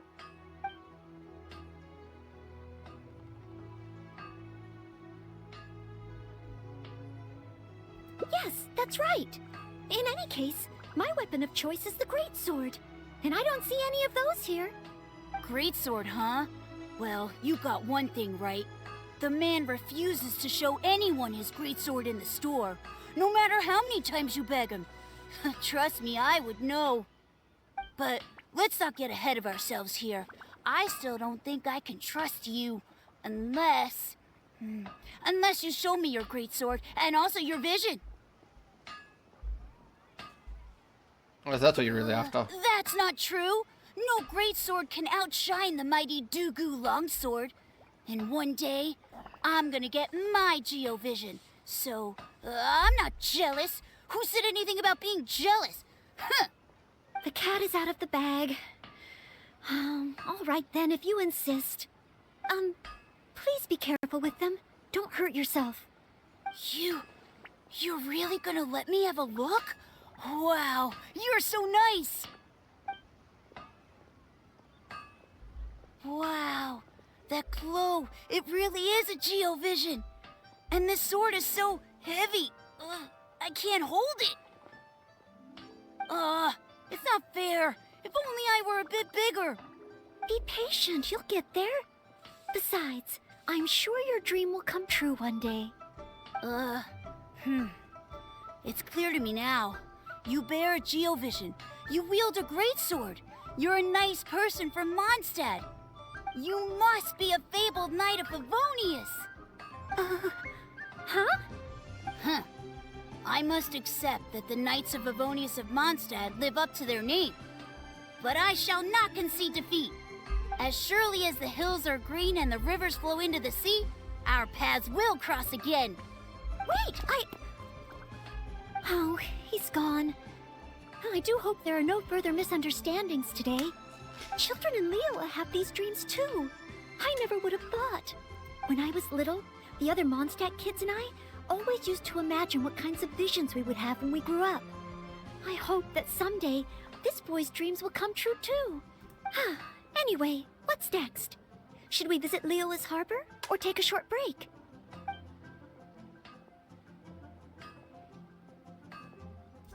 Yes. If we plan to explore further, let's take a short break first. Anfang's Ironmongers, here to serve.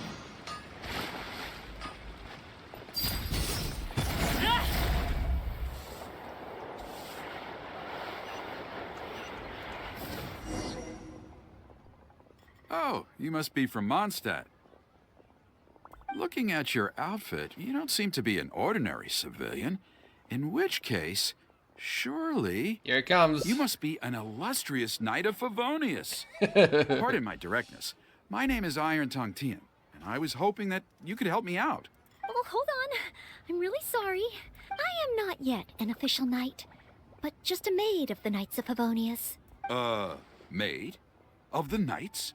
A maid knight? Oh, now that is genuinely intriguing.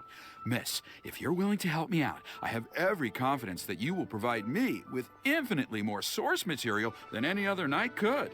Source material? As you can see, I have been a local storyteller here for a long time, and, well, my audience is starting to tire of hearing the same old stories over and over again. When I saw this young lady show up just now, I was quite awestruck by her, so much so that I was suddenly inspired by the idea of writing a new book, A Knight's Journey Through Liyue. However, inspiration is just the start. I still need some material to work with. Even the most ingenious storytellers don't just come up with stories out of thin air. I do occasionally hear anecdotes about the Knights of Favonius doing the rounds here in Liyue, but they're mostly unreliable rumors, with everyone telling a different story. Far better to find an actual knight and see for myself. But I am still not a knight yet. Don't worry about all that. As the saying goes, the story should be inspired by life, but larger than life. As the storyteller, I can change a detail or two here and add some dramatic effect there, you know. Honorary knight, I'm a little conflicted. What should I do? Although I should always lend a hand to anyone in need, it would be dishonest for me to pretend to be a real knight. So I should just help him generate some ideas. You understand me. Miss, rest assured that I will not put you in a difficult spot.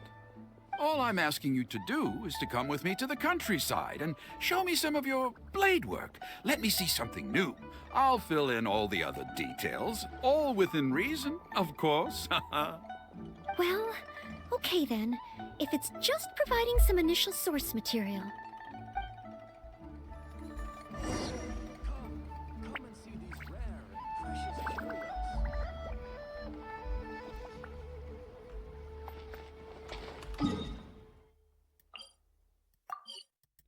The outskirts, on top of a fucking mountain.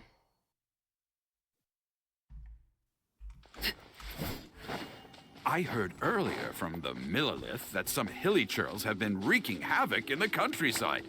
Ooh, let's head over there.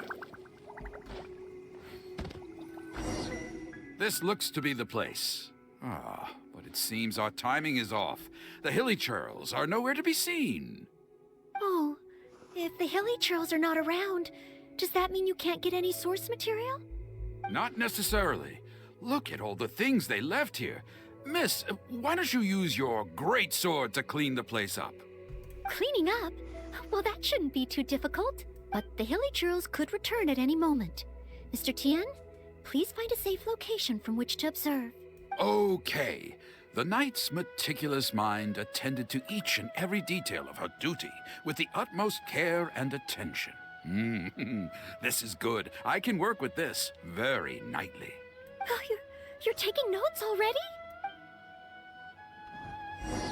Cleaning up a camp. I guess I do this kind of thing all the time. So it should be okay to include in your book.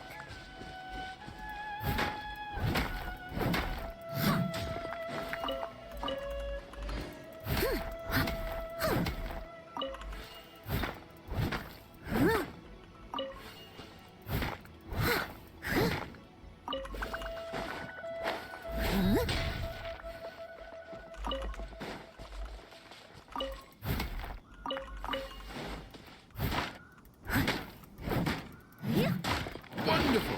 I'll call this one the Indomitable Sword of Favonius. Leave no stone unturned.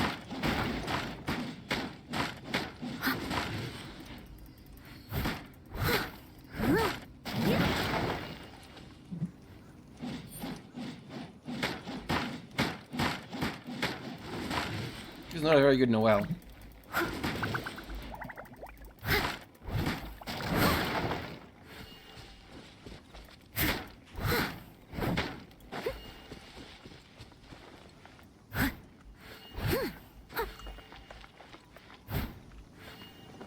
I'll catch up. Someone needs assistance.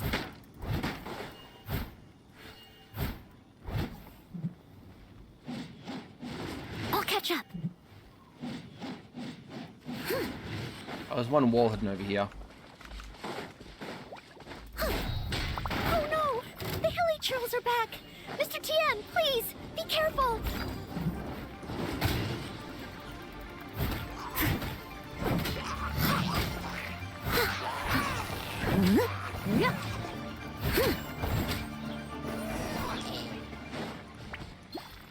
Sensational! I will call that one the Impregnable Shield of Chivalry. Yes, it's coming to me now. With the prescience of a prophet, the knight foresaw the precise moment of the hilly churl's return, and promptly warned the commoners to take cover. Now she stood alone, as she drew her sword and strode forward to confront the enemy. Oh, this is all great material. It's just a pity that the only enemies are these hilly churls. It needs a little more oomph. I've got it. Would the two of you be able to give me some kind of mementos? Mementos? That's right. Mementos, the herb maker. Though the story is a work of fiction, the more real it feels, the more engaging it will be. Some sort of battle trophy to display before the audience? Would really seal the deal. Okay, so something like a hilly churl mask or an arrowhead? If it's all the same to you, I was thinking more along the lines of, well, maybe a component from that ruin god. Yes, you've got it. You really understand where I'm coming from. I've heard that there's a very common component in ruin guards called the, chaos device? I should write down my new ideas before I forget them. Just hand the chaos device to me once you've managed to obtain it.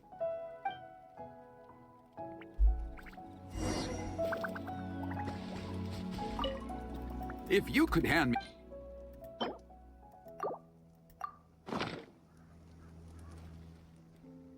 Oh, such mighty power, so battered and bruised.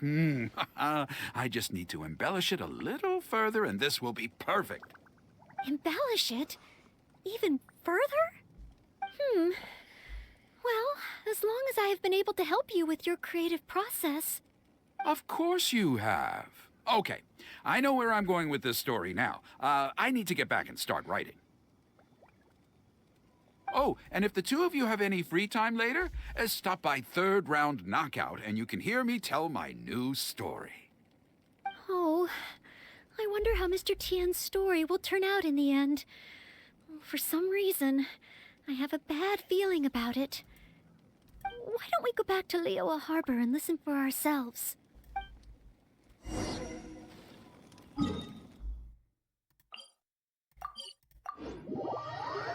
Dun, dun, dun, dun, dun, dun, dun.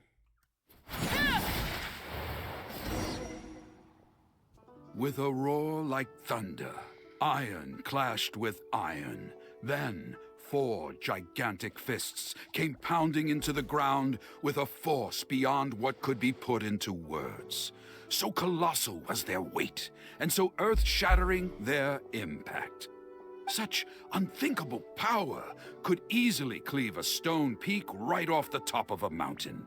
Any ordinary human would either be torn to pieces in an instant, or at the very least, suffer indescribable injuries. But not so the knight from beyond the border. She did not flinch in the face of the flying iron fists, but sank instead into a low, fighting stance. And, with one swift sweep of her sword, the clash of metal erupted once more, as dust billowed all around. Moments later, there was a deep and dull thud, as the dust dispersed to reveal 2 pairs of iron claws lying lifeless on the ground. Such is the awesome power of the impregnable shield of chivalry, an esoteric martial technique practiced exclusively by the Knights of Mondstadt. The knight barely had time to catch her breath before a dark shadow leaped up before her into the sky, blotting out the sun and turning day into night. It was a ruin hunter. But she was no ordinary knight, and in her heart she declared, "I have nothing to fear." With an almighty battle cry, she unleashed the indomitable sword of Favonius. Beams of golden light shone out in all directions. A gust of wind raced through the battlefield. Sparks flew, and debris fell. One knight against 2 ruin guards? And a ruin hunter? Surely that must be an exaggeration. I suppose these stories are supposed to be taken with a grain of salt. Is this about me? What is he talking about? Oh no, this won't do. I must ask him to rewrite the story. It's fine, the audience isn't taking it seriously. Hard to believe? Then feast your eyes on this. This is solid proof of the Maid Knight's journey to Liyue. A fragment of a ruin god's armor, cut from its carcass by a blow of her blade in the midst of her death-defying battle. That is part of a ruin guard. A friend of a relative in the Millelith told me about these. Whoa.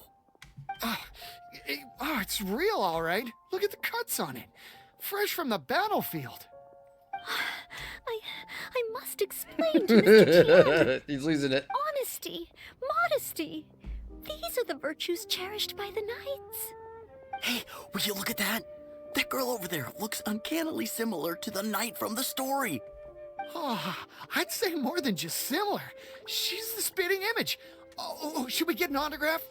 Oh, it's definitely her. The legendary Maid Knight. Huh? No, let's get out of here. Oh, okay.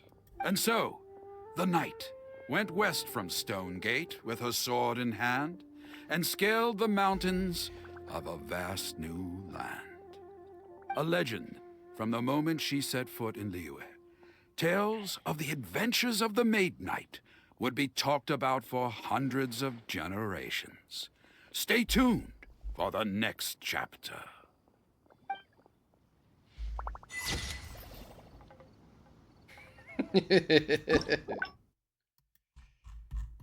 Okay, so there's a bridge here. Oh, that's a bit of an ad as well. I already started this before the ad.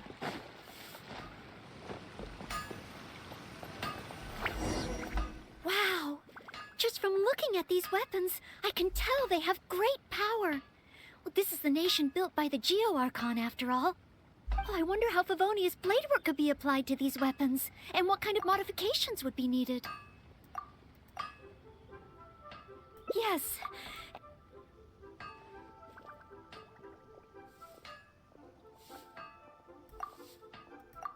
Wait till the ad break ends before I continue.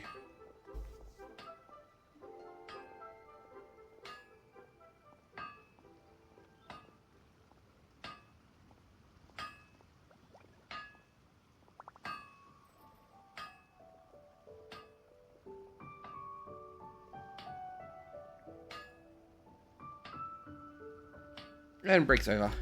Honorary Knight, please! I told you not to call me that. Knight of Favonius? Huh. Then she's no small fry after all. But let's not get ahead of ourselves here. That's... Okay, where's the story split? Where we go to next? Yes!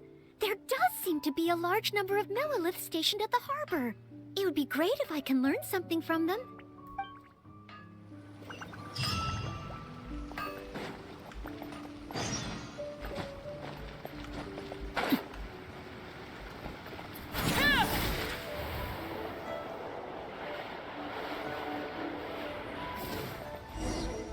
While the Millilith stands guard, evil shall never prevail. Wow, it's good to finally meet you two.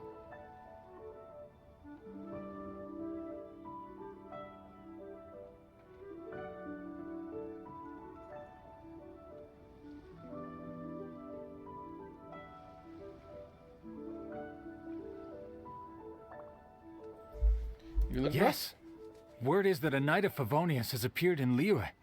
That's why I came to have a look.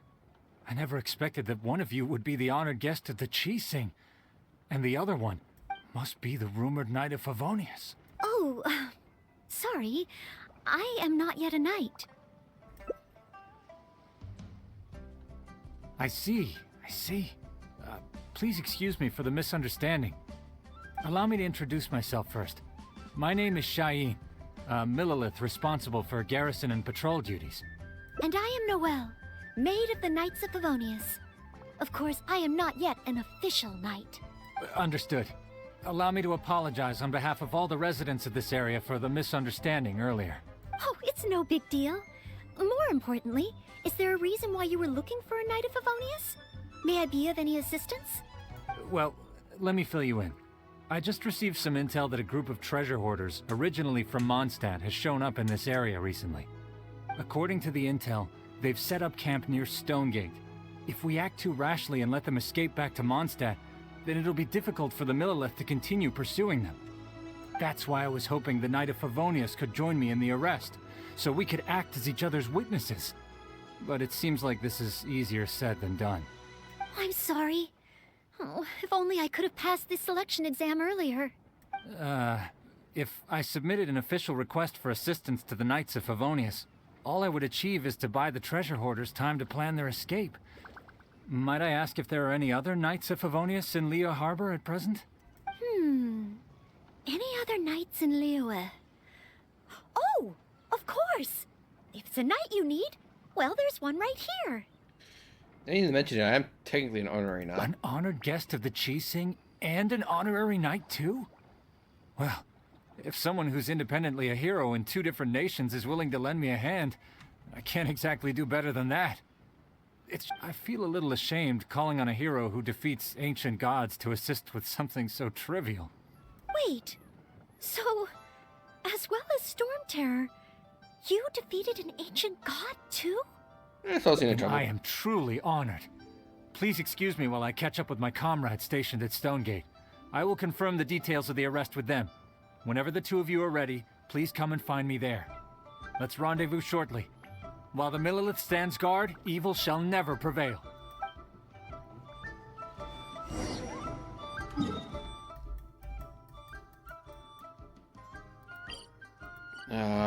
No, it's on top of the mountain. Ugh.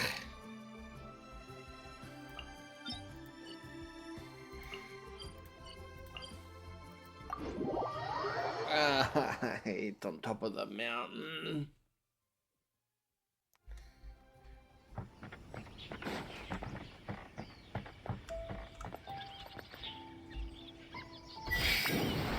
Oh, they had an updraft.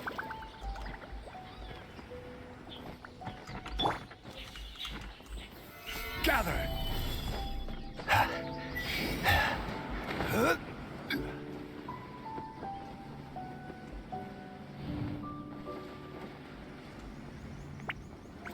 Thank God I had Zhongli on me. That could have taken a lot longer.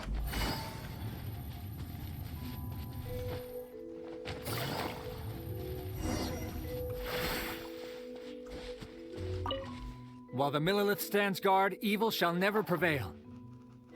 Thank you both for your help. We've confirmed the location of the treasure hoarders, and we will move out shortly. In case any of them slip through our grasp and try to escape to Mondstadt, we will need someone to guard this path. As I said earlier, it would not be appropriate for the Millelith to take action here, so I will have to rely on you two. Though I am not a Knight of Favonius yet, may I still help in some capacity? Oh, I only asked the honorary knight here to act as a witness.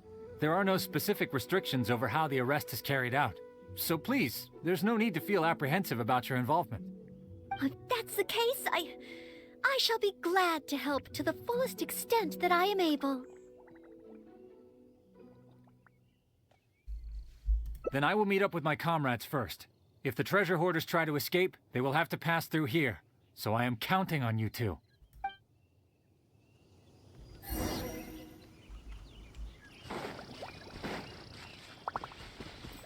No.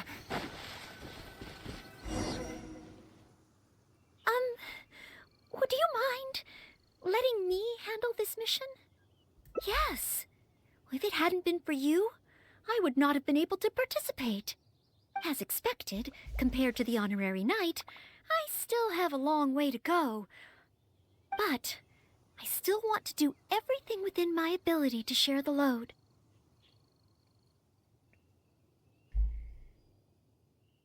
As you wish.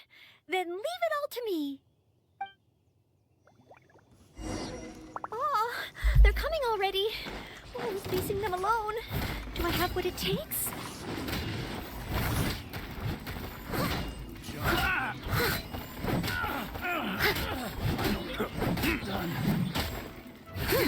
Apprehend them, but what you mean by murder them?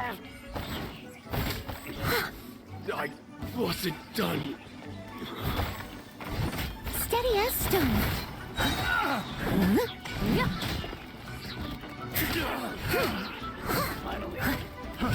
Fraud! I got carried.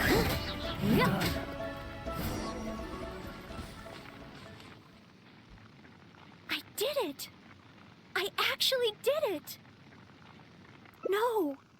It's all because of your encouragement. Otherwise, Oh. Thank you! We've successfully detained all the treasure hoarders who tried to escape through here.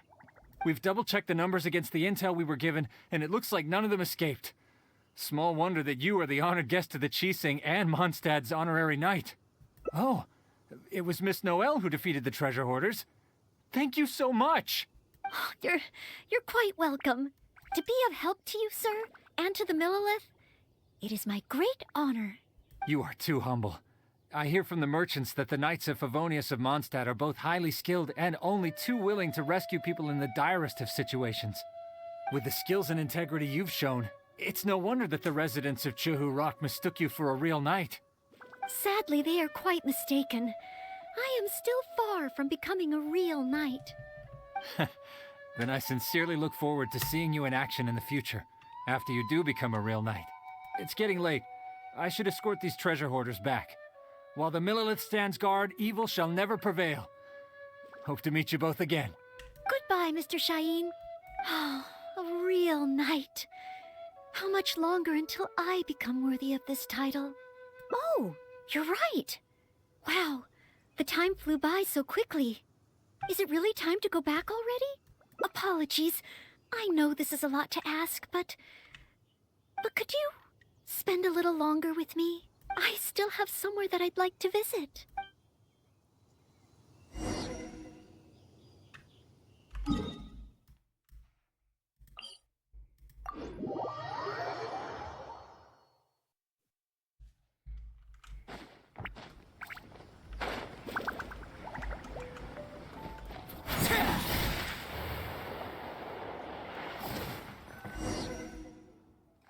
This is the place.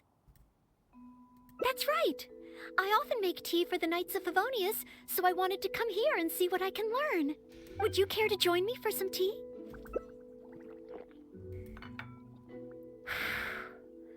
Leola's tea is certainly different from that of Mondstadt. Both the taste and the consistency are different, but the warm and soothing sense it brings me as I drink it, that feels the same. When I read about the Knights of Favonius and the Millelith in books, their rules and philosophy seem so different. But it seems the desire to protect one's own people is the same everywhere. Well, in Mondstadt Alleyway, everyone wants to have a better future. Yes! Deep down, people everywhere are the same. I don't think I'm so afraid of my exam anymore. I know I still have a long way to go compared to the honorary knight. Listening to your stories is like reading about myths and legends. But still, this motivates me to work harder and look forward even more to the day when it finally comes. The day that I can fight side by side with you as a knight. Let's come back to Liyue again after my exam is over.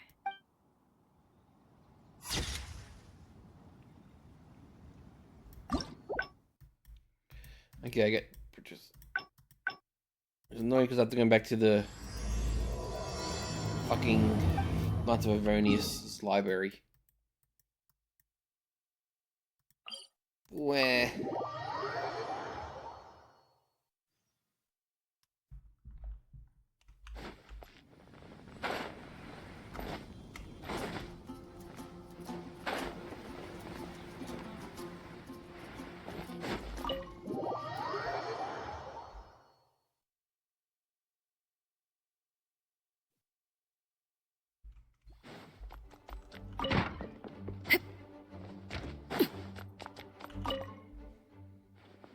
A thesis on chivalry.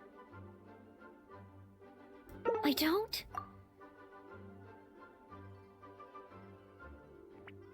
Oh, you mean studying isn't the only preparation I should be doing? Oh, if I don't overcome my fear of the exam, I will just repeat the same mistakes over and over again. Whenever I encounter something unexpected, I can't think straight. And whenever I start worrying that I might fail again, my mind goes completely blank. Some more exams get... You can take some more exams to get these exams Take some more exams? Would that really help me? It's true that the more I study, the more unprepared I feel. It's inevitable that I'll run into something unexpected. But if I can simulate the atmosphere of an exam, then I can learn how to cope with it. But where would I even go to take one? Adventurers Guild. The Adventurers Guild? Now that you mention it, someone once invited me to join them. Well, since it's recommended by the honorary knight, then I have to give it a try. And back out we go again. Yeah.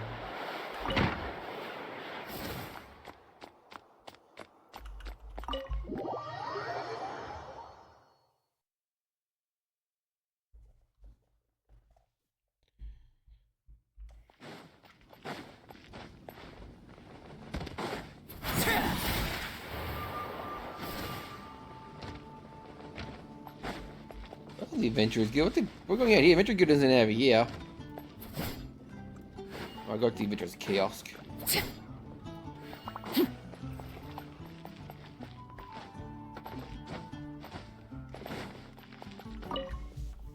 Astra Abyssosque. Welcome to the Adventurers Guild. What kind of commission would you like to take on today?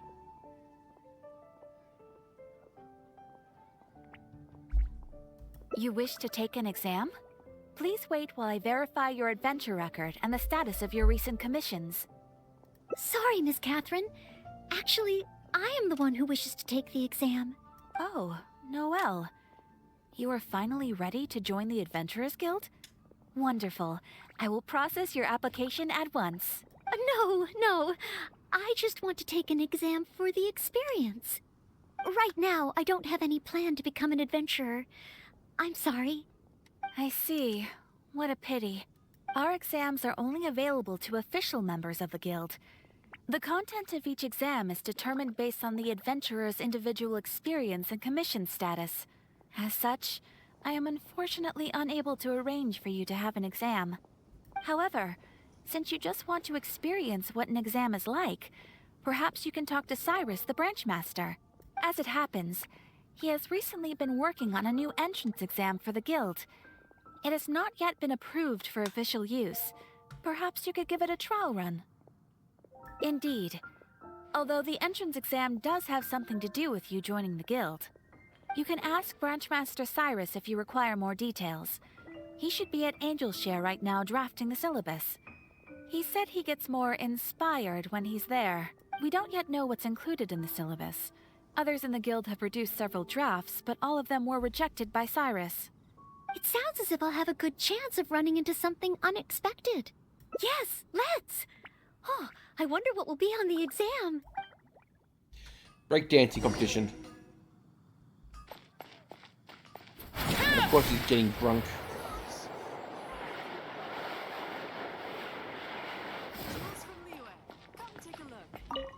Hunt down 3 ruin guards.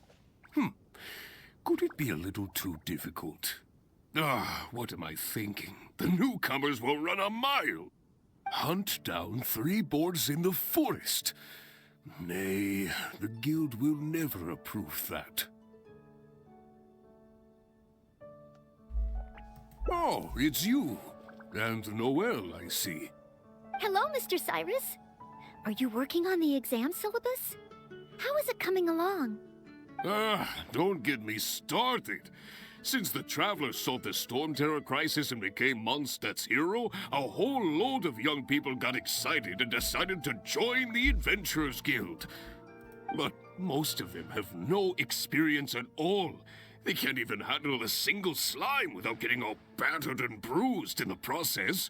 So some genius in the guild decided, why don't we make an entrance exam? That sounds like a good idea, no? This way the adventurers won't get hurt so easily. Yes, but if the exam is too difficult, no one will want to join. A few scrapes and bruises is nothing a strong will can't compensate for. Why doesn't anyone else in the guild understand this? Anyway, I already rejected 2 drafts, and now I'm working on a 3rd one myself. It's absolutely crucial that I get the difficulty level right. If only someone could give it a test run. At least then I could decide where the upper limit of difficulty should be. Then, Mr. Cyrus, may I give it a try? I am very interested in experiencing the Adventurer's entrance exam. Oh? Noelle, you mean you want to take the Adventurer's entrance exam? Ha ha! That's fantastic! Well, if it's you, Noelle, even with every challenge at the highest difficulty, you shouldn't have any problem at all. Yes. Please make sure they are the most difficult. Excellent! That's the spirit of a true adventurer. Now, let me explain the rules of the exam. First, since adventurers often work in groups, you are welcome to invite others to assist you during the exam. If the traveler is willing, please join Noelle. So you're on the high difficulty, you can get some else to help you. Indeed. Second, there are 3 parts to the exam, which are basic knowledge, survival skills, and a combat exercise. You only need to pass 2 out of 3 parts to succeed in the exam. But of course, Noelle should find she has no trouble getting a perfect score. You still pass even if you're not good at combat? And finally, remember at all times that being an adventurer takes courage and resilience. Ad Astra Abyssosk. Ad Astra Abyssosk. Ha ha! That's the spirit. Without further ado, let's start part 1. Basic knowledge. A true adventurer must be well versed in all sorts of relevant knowledge to handle whatever may come their way. I will ask you 3 questions. You may discuss among yourselves first before giving me an answer. Question 1. An adventurer must be well acquainted with their environment to make sure they can obtain any resources they need. Tell me, which of the following local specialties of Mondstadt cannot be found near Wolvendom? Dandelion seeds, calla lilies, windwheel asters, or small lampgrass? Wolvendom. I remember reading that there are wolf hooks everywhere, but the book made no specific mention of any other plants. No, I must approach this question differently. Is there anything here that requires specific environmental conditions in order to grow? Conditions that Wolvendom cannot provide? That's it! The windwheel aster mostly grows in Storm Terror's lair, at Windrise, and near statues of the Seven. All the others are much more widely found. Mr. Cyrus, our answer is windwheel aster. Correct! There's no fooling you two, eh? On to question 2. An adventurer must always learn from their experience and keep track of everything they encounter in the form of a diary. There is a famous adventurer who once went exploring all over Lille, documenting his whole journey.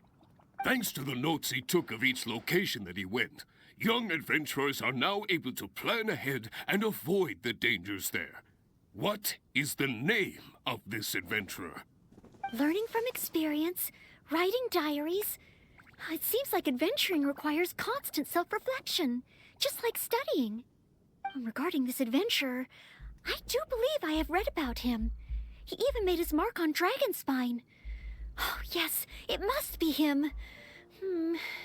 Oh, what was his name? I actually don't know this one. That's it! It's rolled! Correct! I had thought this question would be a little more challenging to adventurers from Mondstadt. Once again, Noelle, you never fail to impress. I guessed it. Last question. Let's have some fun with this one. The most terrifying domain for adventurers from Mondstadt. The infamous Windless Land. All that awaits you there is a sea of ashes and the deathly silence in the air. So, what is the name of this taboo territory? A sea of ashes, a windless land. What could it be?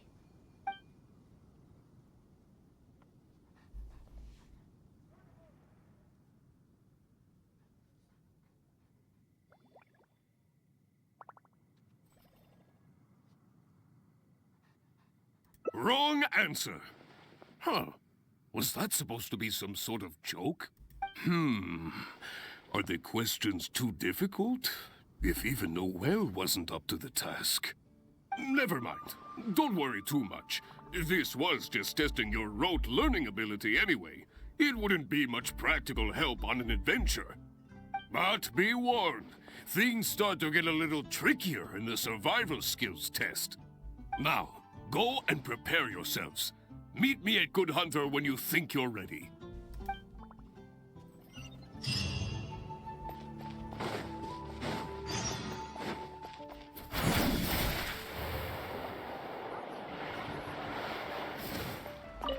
Okay, let's begin part 2 of the entrance exam.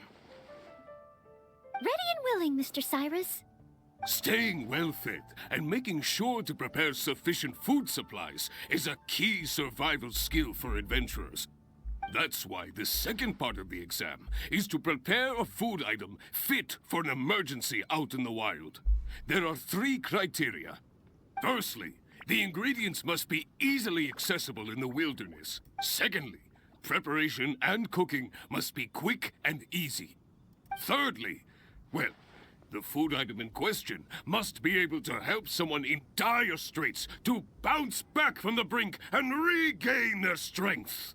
So go ahead, cook something full of passion and packed with flavor. Just bring it to me whenever it's ready. Simple ingredient. Honorary knight? Do you have it?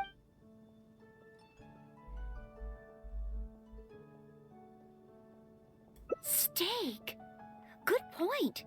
In a real emergency, all you'd need is a piece of meat. You wouldn't even need any seasoning. Okay then.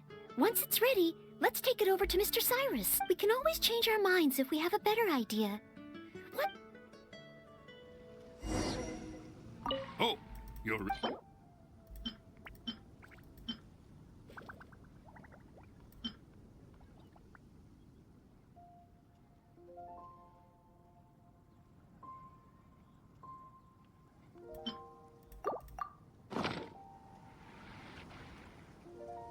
Steak! Steak! Ha ha ha! Hands down the top choice of a true adventurer. Simple ingredients, highly nutritious, and most importantly, all you need to cook it is an open flame. And when it's not an emergency, adding a bit of seasoning makes it even better. Succulent and juicy, crispy on the outside and tender on the inside. The perfect accompaniment to an alcoholic beverage. Really? If you like it so much, I can always make a few more. This is all a ploy to get Nelly to cook some drunk food for you. Not at all. I was merely contemplating having a celebratory libation on the whale's behalf. In any case, congratulations on passing part 2 of the exam. Up next is the final stage. Go get yourself ready. Then meet me at Bright Crown Canyon.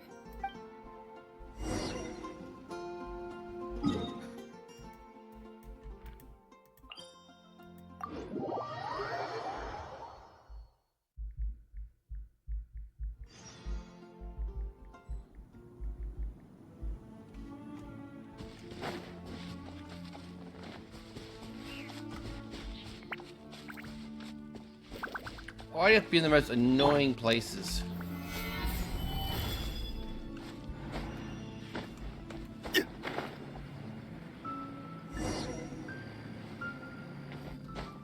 I haven't really explored much of this place, I think. Ad Astra Abyssosk, and welcome to the third and final part of your exam. Are you ready? Please, begin. I am ready. Good. Now, the most important skill set for an adventurer is, of course, combat skills. Ferocious monsters, dangerous machines. Only in the heat of battle against your enemy does that surge of adrenaline really kick in. This is the last part of the exam. Defeat the nearby ruin guard as quickly as you can. I will be watching from here. Okay.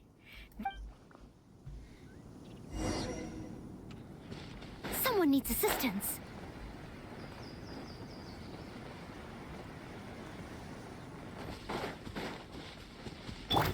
Overruled. Solidify.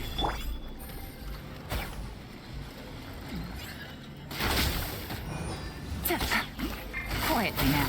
Busted. Here comes the catch. Huh? Teamwork is dreamwork.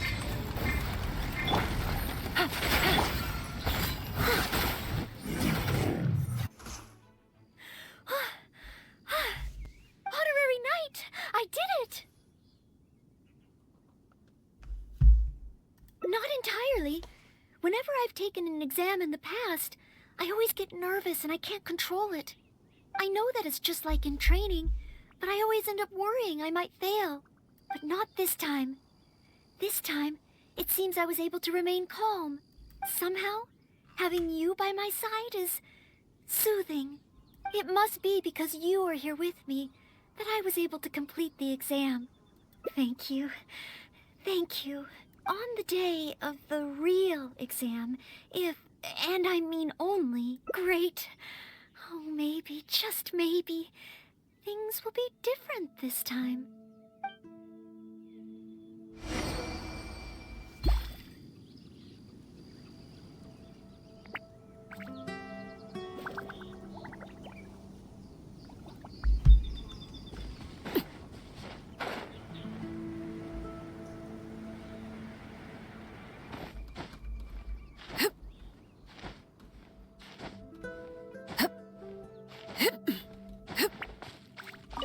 Oh, back already?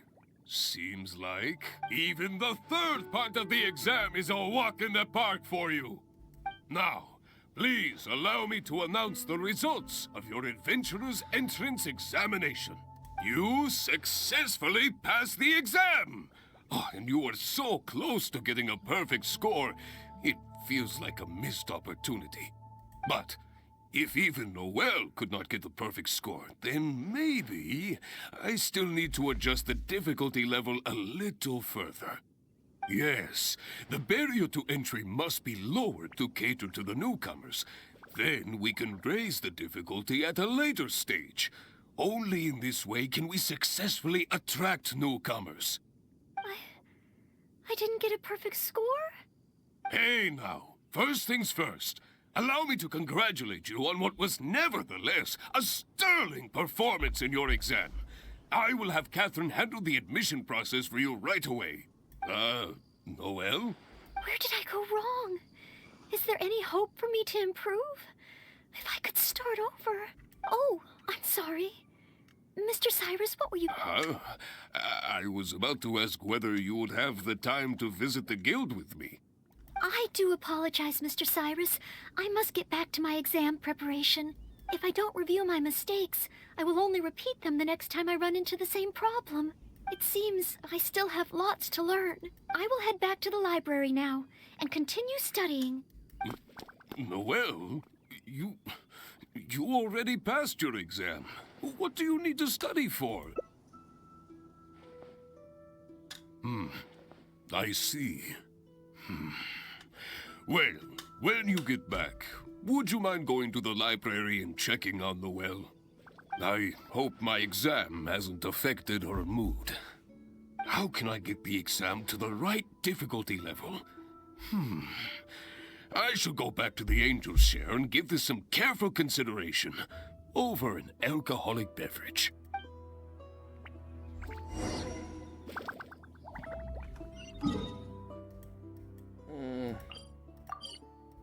Make me go back inside again. Now maybe I can start the third one and get all the stuff going inside done.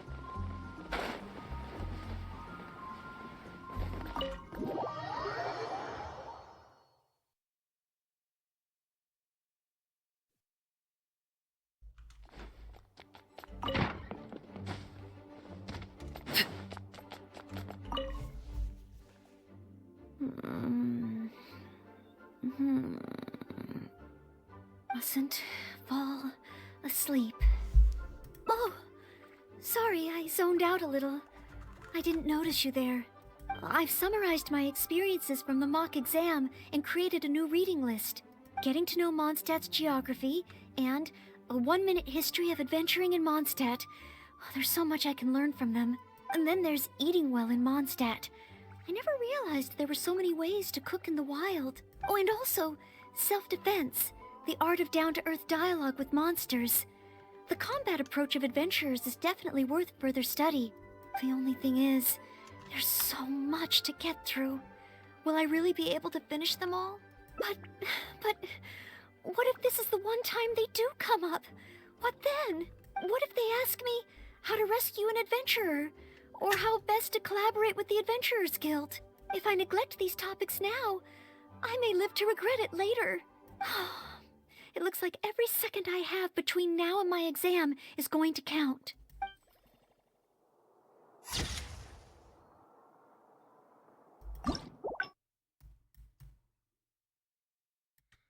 I'm just gonna do this one again just so I can be done with this thing.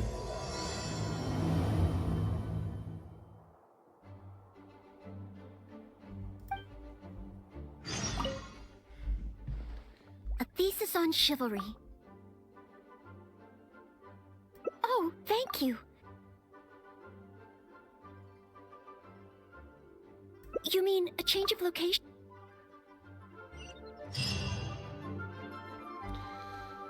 Nope.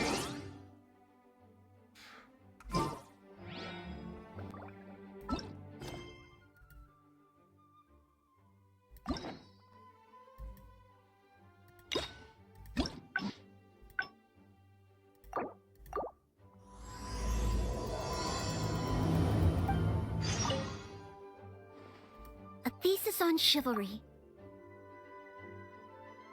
Oh, thank you. Oh, you mean... Imagine myself passing the exam.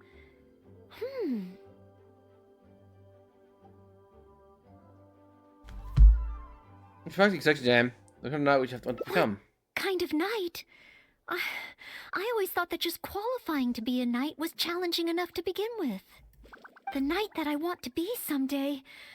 Oh, that feels so far away that it's a little difficult to imagine.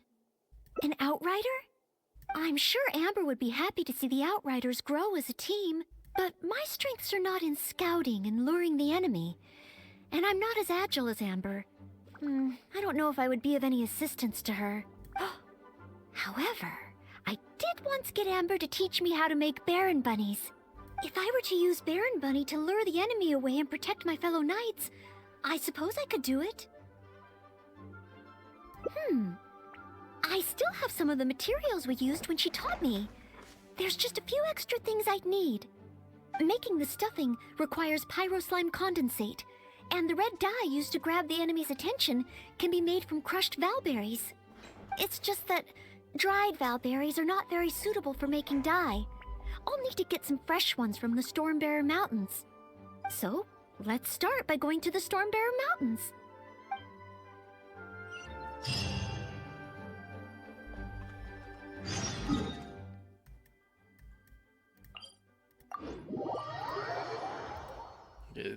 This is the third quest line, so I'm finally free from the, hopefully free from the library.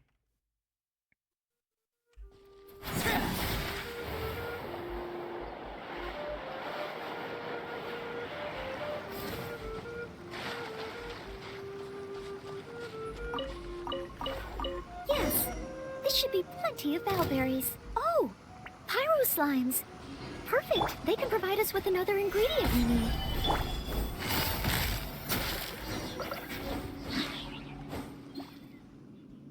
Pyro slime condensate, crushed valberries.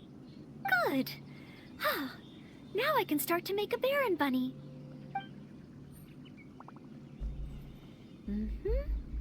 Through here. Conceal the stitch. Done. Look, it's like just one Emma makes. No, you're very handy. Far from it. I know it looks the part on the outside, but I still don't know if it will really work. There should be a hilly drill camp nearby.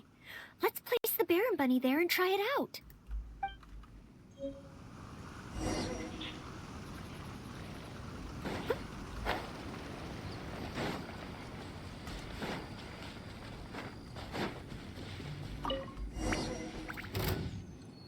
The hilly trills are coming back. Let's see if the Baron Bunny gets their attention. What's going on? They're completely ignoring the Baron Bunny. They're coming this way. Watch out!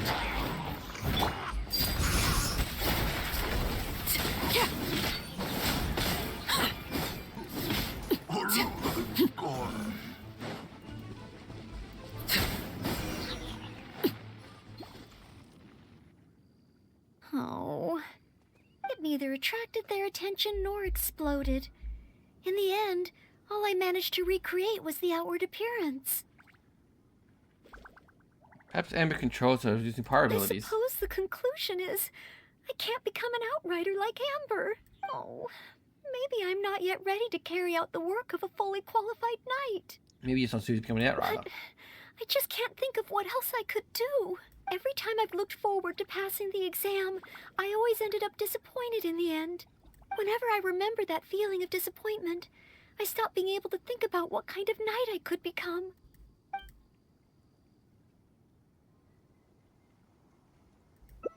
Captain Kaya? Oh, no, I could never manage that. Captain Kaya has his own way of thinking and planning. Well, sometimes I can barely understand it, and as for imitating it, I simply wouldn't know where to begin. Oh, so you mean I should focus on smaller steps in order to achieve a larger goal? Well, I suppose with smaller goals, I won't be disappointed day to day. Since the larger goal is so high, I couldn't hope to achieve it immediately. In which case... Captain Kaya seems to be in the habit of fishing for information at Angel's Share. That's pretty small, and yet I heard that the reason we were able to arrest those treasure hoarders last time was thanks to Captain Kaya's intel. All right. I hope I can find some intel that proves useful to Mondstadt. That'd be the bridge. Do you go for the Jean or Kaya route?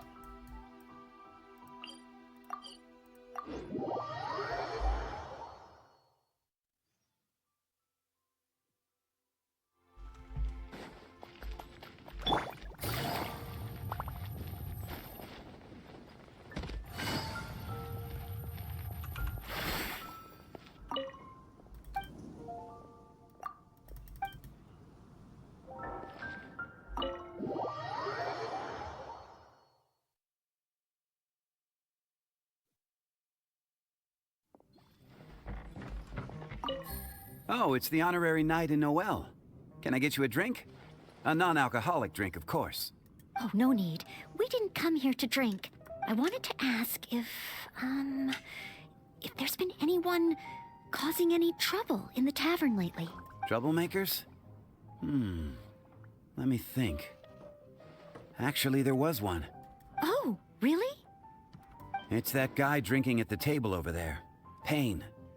He keeps ordering refills of our strongest drink, Death Afternoon. Look how he's wobbling. If he passes out drunk, that could spell trouble. Yes, that certainly sounds like a lot of trouble, although that's not quite what I was asking about. Is there anything in the tavern that has been out of the ordinary lately? Out of the ordinary? Let me think. Yeah, as a matter of fact, there is. There are still some empty glasses on the tables upstairs that need clearing away. Must have been left there by the customers this morning. But I am busy with the accounts at the moment. And if I can't find time to clear the tables before the evening crowd arrives, things could get difficult. Really? Well, that sounds truly terrible. Oh, sorry. I couldn't help myself. Focus, Noel. Mr. Charles, what I was really trying to ask was... Oh, I know. You wanted to know if you could help out, right? Surely that would be asking too much. I have yet to thank you properly for helping us move those kegs last time. And here you are offering to help again. Fucking move the kegs I when I couldn't end. accept your offer in good conscience. That being said, we are quite overwhelmed right now. So if it's all the same to you, ma'am, would you mind serving the customers for a while? Oh, okay then. It seems you are in great need of assistance. Oh, thanks a million. I'll leave you to serve the customers then. Start by taking this Death Afternoon to Payne, and then maybe you can clear the tables on the second floor? Thanks. I'll leave the tavern in your capable hands. Wow. So this is what happens when I try to go with the flow. It appears that Captain Kaya's way with words does not come the most naturally to me. But waitressing in the tavern should be a good means of gathering intel, right? It's quite a common motif in the books I've read. I just need to keep my eyes and ears open while I'm helping Charles with the tavern duties.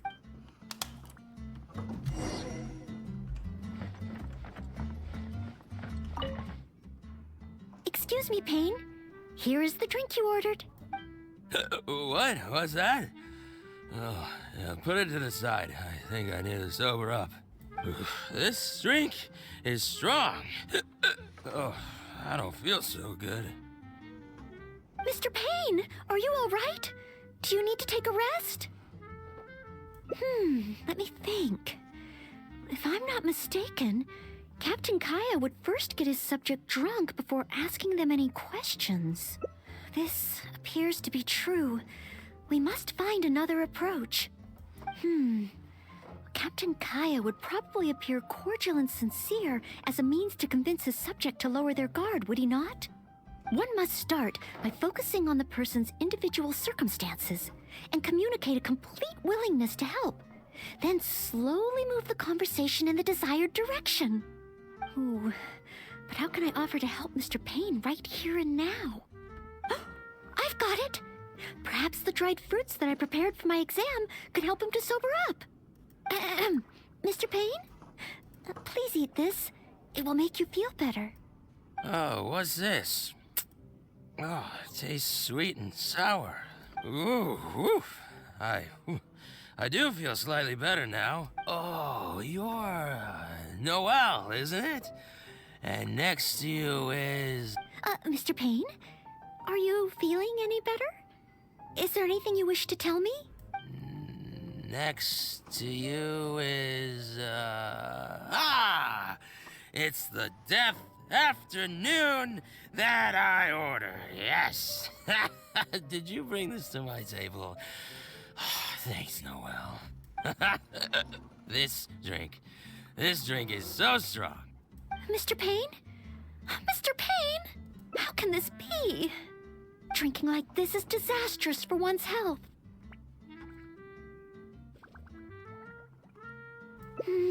Perhaps. Although, maybe it would be easier if there were a few more customers. Oh, Mr. Charles also asked me to clear the tables on the second floor. If the second floor is filled with customers, perhaps I'll have the opportunity to overhear a thing or two.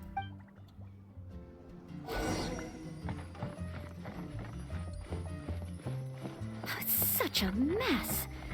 I must clear everything away quickly so that we can serve more customers. Oh, so many stains. Once the tables are clear, they'll need to be washed with a good detergent. We're almost done. A clean and tidy environment. Oh, wait. Whew. Finally. All clear. Let's go check in with Charles. Mr. Charles, everything has been dealt with. Is there anything else you need help with? Wow, already? The customer at the table by the window just ordered a couple of things. Would you mind taking care of them? Okay, leave it all to me. Huh. With Noelle here, the tavern feels livelier than ever. Phew.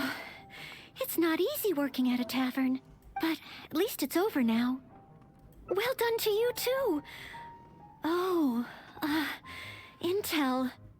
No, I got so caught up with working that I completely forgot we were here to gather intel. What should I do? There are hardly any customers left that I could talk to. Oh, am I so incapable of handling even a simple task like this? Thanks for all your help today, Noelle. I've been a bartender here for more than a decade, and I've never seen a happier crowd of drinkers than the ones who are here tonight. I can only assume that with you serving the customers, the wine tasted all the sweeter. I'm quite sure that can't be true. I didn't do anything particularly special. Customers don't come here purely for the drinks. They come for what the drink represents. Some time to relax after a long day of work. Often customers choose this tavern not just for the quality of the drinks we serve, but also for the great atmosphere. You may not have brewed the wine, or even mixed the drinks. But for many customers, service with a smile is what makes the difference between a glass of wine and a great night out. It seems this tavern could do with more than just a single bartender. What we need is some proper waiting staff to really take care of the customers. Perhaps I could convince the boss to hire a server. Anyway, I digress. Thanks again for all your help tonight. You gotta pay her. Wow. I'm so glad to know I made everyone so happy. Yes, even though I failed to imitate Captain Kaya, it looks like I was still able to help those in need. Yes, I will keep that in mind. Thank you. Sorry to interrupt. I sense that it's probably not the best moment. However, could I ask for one last little favor? Drinking to make merry is all well and good, but passing out drunk in my tavern? That's a pain. It needs to be taken out. Pain ordered 2 more deaths after noon over the course of the night.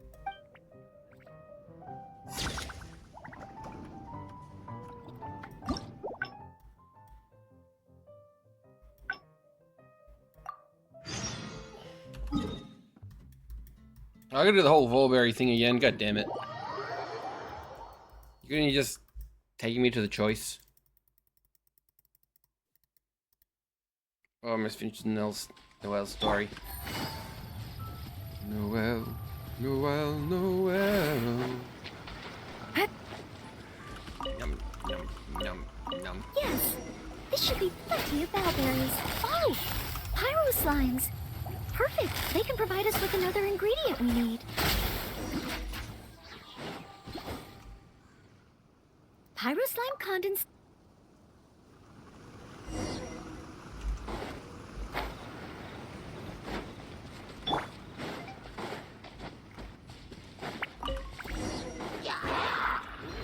The Hilichurls are coming back. Let's see if the Baron Bunny gets their attention. What's going on? They're completely ignoring the Baron Bunny. They're coming this way. Watch out! Oh. Master Jean? How could I ever become I'm gonna take a someone quick toilet break. I'll be right back. her?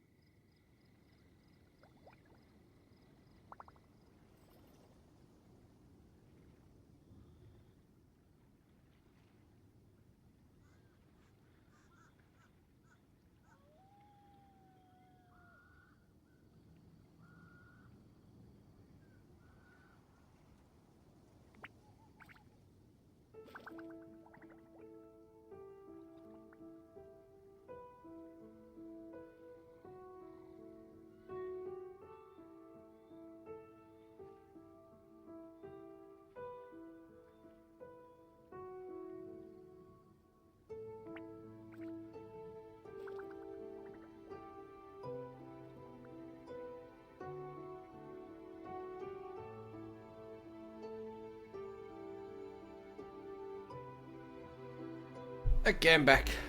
Master Jean is a pillar of the Knights of Favonius, and a great source of inspiration to me. If I could gain even 1 or 2 of her qualities, I would be very happy.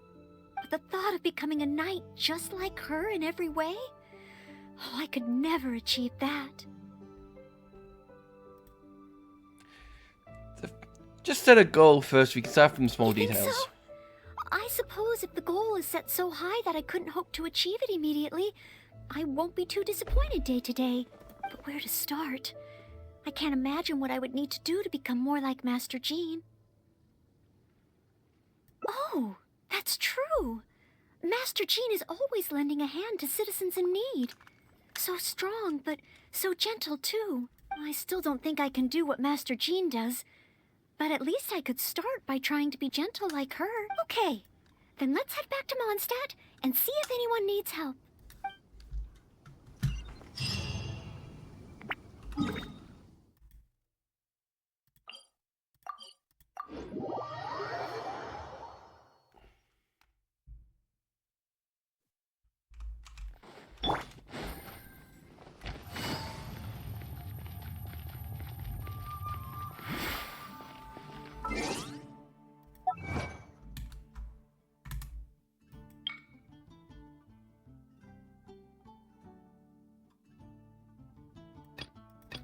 How do I unlock this?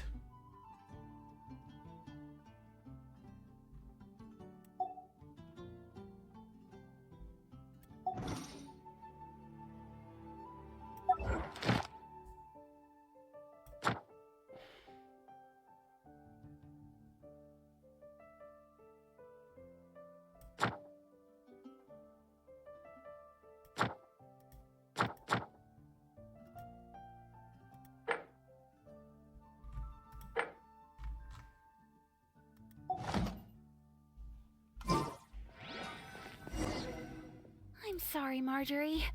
I was focused solely on chatting with Quinn. I didn't see anything else at all. If you're out of other options, maybe you could get help from the Knights? I'm sure if Master Jean heard about it, she'd help you find it in no time. Thanks. I'll check with a few more people first. If no one has seen it, then I guess I'll just have to ask the Knights. Alright, well, I hope it turns up soon. Bye now. Maybe I should just tell the Knights already. Miss Marjorie, are you in need of assistance? Oh, Noelle. Since you asked, I seem to have misplaced a monocle that I imported from Sumeru. I was organizing the stock that had just arrived, and because the monocle was so fragile, I took it out, wiped it, and put it aside.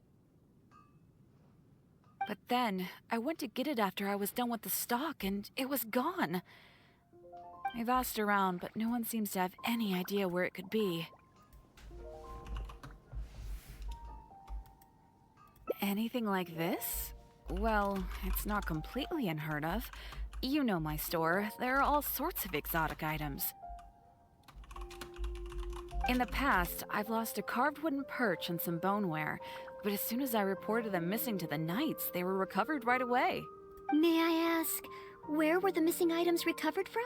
Oh, the wooden perch was mistaken for a real fish by Margaret's cat, and as for the boneware, they eventually found that in a dog kennel somewhere outside the city.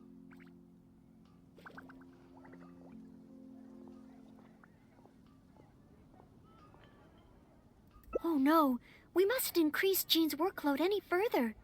Master Jean's time should be spent on more important things. Miss Marjorie, would you mind letting me help you find the missing monocle? I may not be as efficient as Master Jean, but I will do my very best to help you find it. Oh, of course that's okay. But isn't asking Noelle the same thing as asking the Knights? I'd better gather some more information before heading out. As well as confirming some details regarding the monocle itself, we should find out as much as possible from Marjorie about the circumstances under which it went missing. So, do you have some ideas on where to start? Ask me whatever you want to know. I'll answer to the best of my memory. A missing item. Well, it's a monocle to start with. And since it came from Sumeru, the design should be fairly recognizable. As for other distinguishing features, It's very light and it's very small.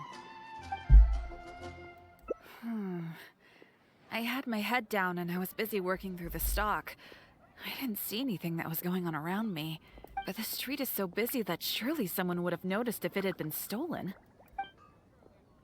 Oh, now that you mention it, I do remember hearing some kind of bloody flapping bird took sound. The sound went as soon as it came, and I was focused on checking if anyone had seen anything, so I didn't give it too much thought at the time. I first heard it behind me, and then it seemed to fade out in a northwesterly direction. Now I wish I'd followed the sound and spoken to people along the way. Honorary Knight, shall we go ahead in that direction and make some inquiries? Maybe we'll find some clues. Fucking bird took it. Take it easy.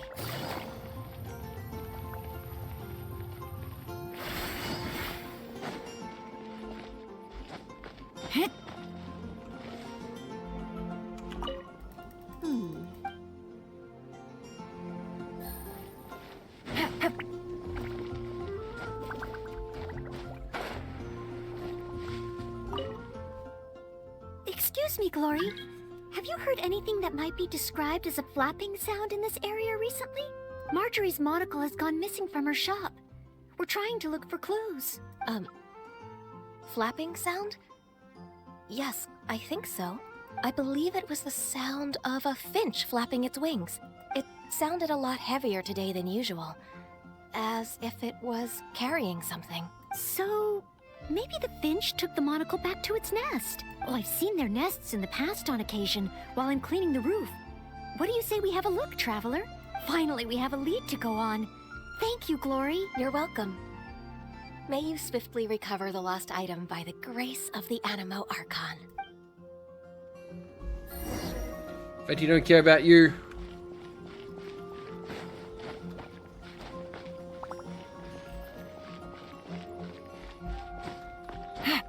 Getting on the roof of one-type buildings is really annoying.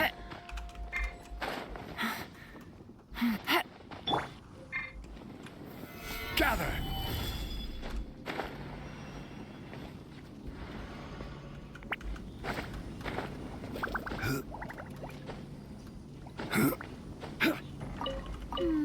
No, it doesn't seem to be here.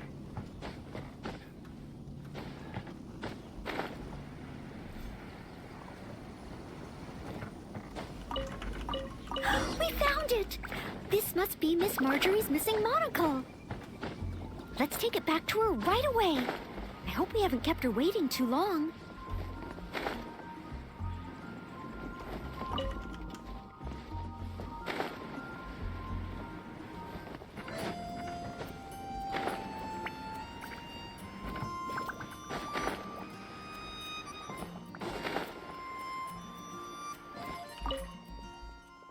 Miss Marjorie? Here, we found your monocle. Wow, you were so quick. How wonderful. I thought I wouldn't be hearing back for a few days yet. Sure. In the past, when I've lost something and asked the Knights for help, it can take them a while to get around to it. After all, the Knights have all sorts of things that they're busy with, big and small. No matter how capable Jean might be, she can't be in two places at once, can she? Thanks to you, Noelle, we don't have to trouble the Knights with every little thing that comes up. Now that I think about it, Noelle is basically like another Jean. In that sense, it really does feel like Jean can be in two places at once. No, surely you can't be serious. How can I compare to Master Jean? I can only help people with small things, like finding lost property. Whether it's big or small, it's all the same to us. Things we can't handle by ourselves. Noelle, once you've qualified as an official knight, will that mean you don't have time to help us anymore? I, for one, am going to miss you. No, not at all. If I do become a knight in the future, I will continue to help everyone with their problems. I was just kidding. Keep up the good work, Noelle. I'm sure everyone in Mondstadt can't wait to see the kind of knight you become. I will keep working hard. Thanks again. I suppose I should put this in a secure place this time. The kind of night that I... Oh, do I? Yes. Maybe it's because I'm not afraid anymore. I've never dared to imagine myself as a knight before. I always feared that the higher my expectations, the more disappointed I'll be if I don't live up to them. But let's say I do become a knight in the future. Maybe I will simply continue to do the same things that I'm doing right now. It doesn't matter to me how small these things are or how tiring. I do these things not because I'm a maid, but because of my own will. Yes, there's no need to become someone else, nor worry about failing. As long as I perform better in my next exam than in my previous one, then one day I will become a knight that I can be proud of. Today's recommendation is One more to go.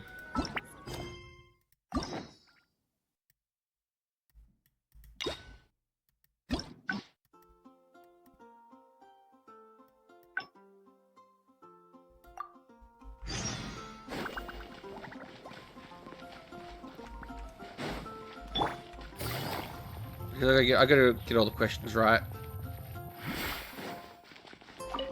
Hunt down 3 ruin. That's it!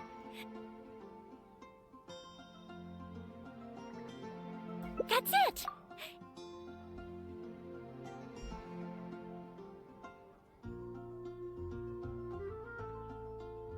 Wrong answer. Huh.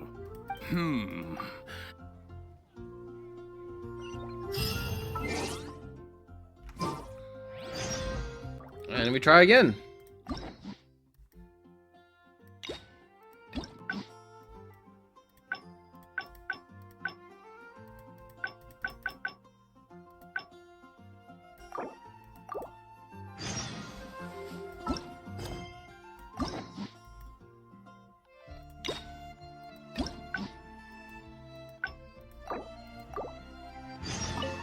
Hunt down 3 ruin gods. That's it! That's it! It's roll. 50-50. Correct. Keep this name in mind. Someday. That's 3.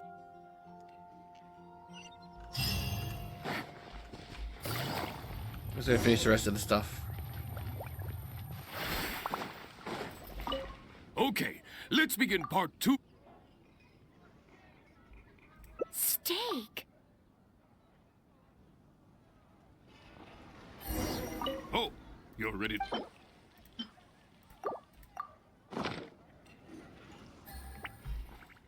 Stik!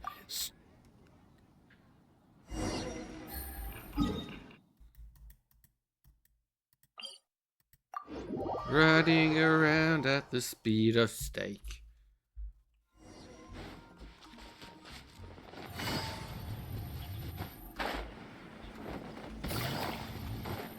I'm fucked about the wrong side of the goddamn mountain.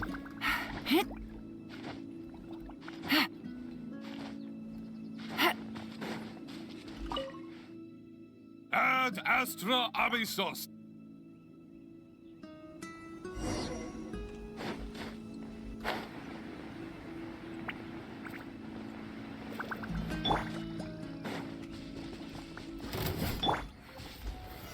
Solidify! Everybody stand back! Lay bare.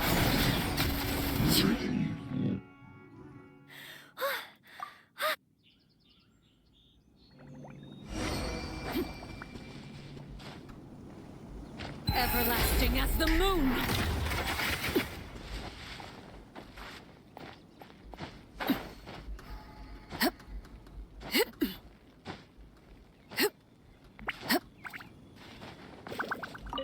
Oh, back on. Even the 3rd part of the exam is... Now, please allow me to announce the You passed with a perfect score. Noelle, you are incredible as always. Oh, well, it's all because I had an honorary knight by my side. Without further ado, it gives me great pleasure to officially grant you the title of Adventurer. May your days ahead be filled with adventure, and may you boldly explore the stars above and the abyss below. Ad astra abyssosk! My. I never thought I'd see the day when Noel would finally come around to the idea of joining the Adventurers Guild. Oh, Mr. Cyrus, I'm terribly sorry, but actually... There's no need to talk like an outsider anymore. From now on, you can call me Branch Master, and I will call you Adventurer. I'm very sorry, but I actually wasn't planning to join the Adventurers Guild at all. I just wanted to take an exam, so I could get used to the atmosphere. I thought it might help me better prepare for the Knights of Favonia's selection exam. You mean... Oh, how can this be? I was just about to recommend you to the perfect adventure team. Why not give it some more thought? Even if you're not ready to be a full-time adventurer, you'd be more than welcome to help out every now and then. Just think of it as... yes. Think of it as part of your exam preparation. You know, if you think about it, adventurers have a lot in common with the knights. Both want to defend Mondstadt. Exam preparation? Defend Mondstadt? Yes, precisely. I assure you it won't take up too much of your time. I believe it's only around 4 commissions per day. 4 commissions? Maybe if I can squeeze out some time from my breaks... No, stay strong. If I'm not careful, the urge to accommodate just takes over. I'm sorry, Mr. Cyrus, but I'm afraid that my answer is still... Please, Noel, I'm begging you. We need your help. Oh, well, if my... Let's get back home and study. Oh, okay. Oh, sorry, Mr. Cyrus. Maybe next time.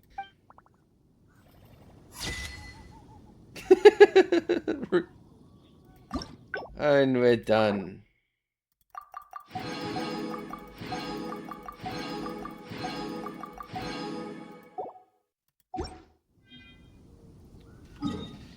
One last thing to do tonight.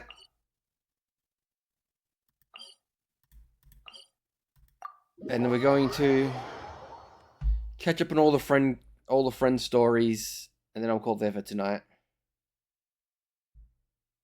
I think I have 3 finished friends in the house.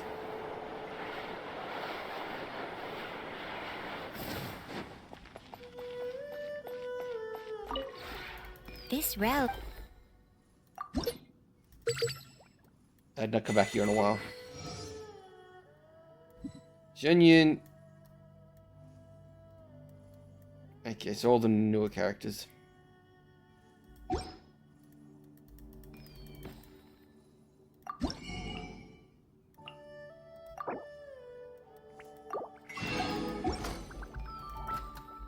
If you ever...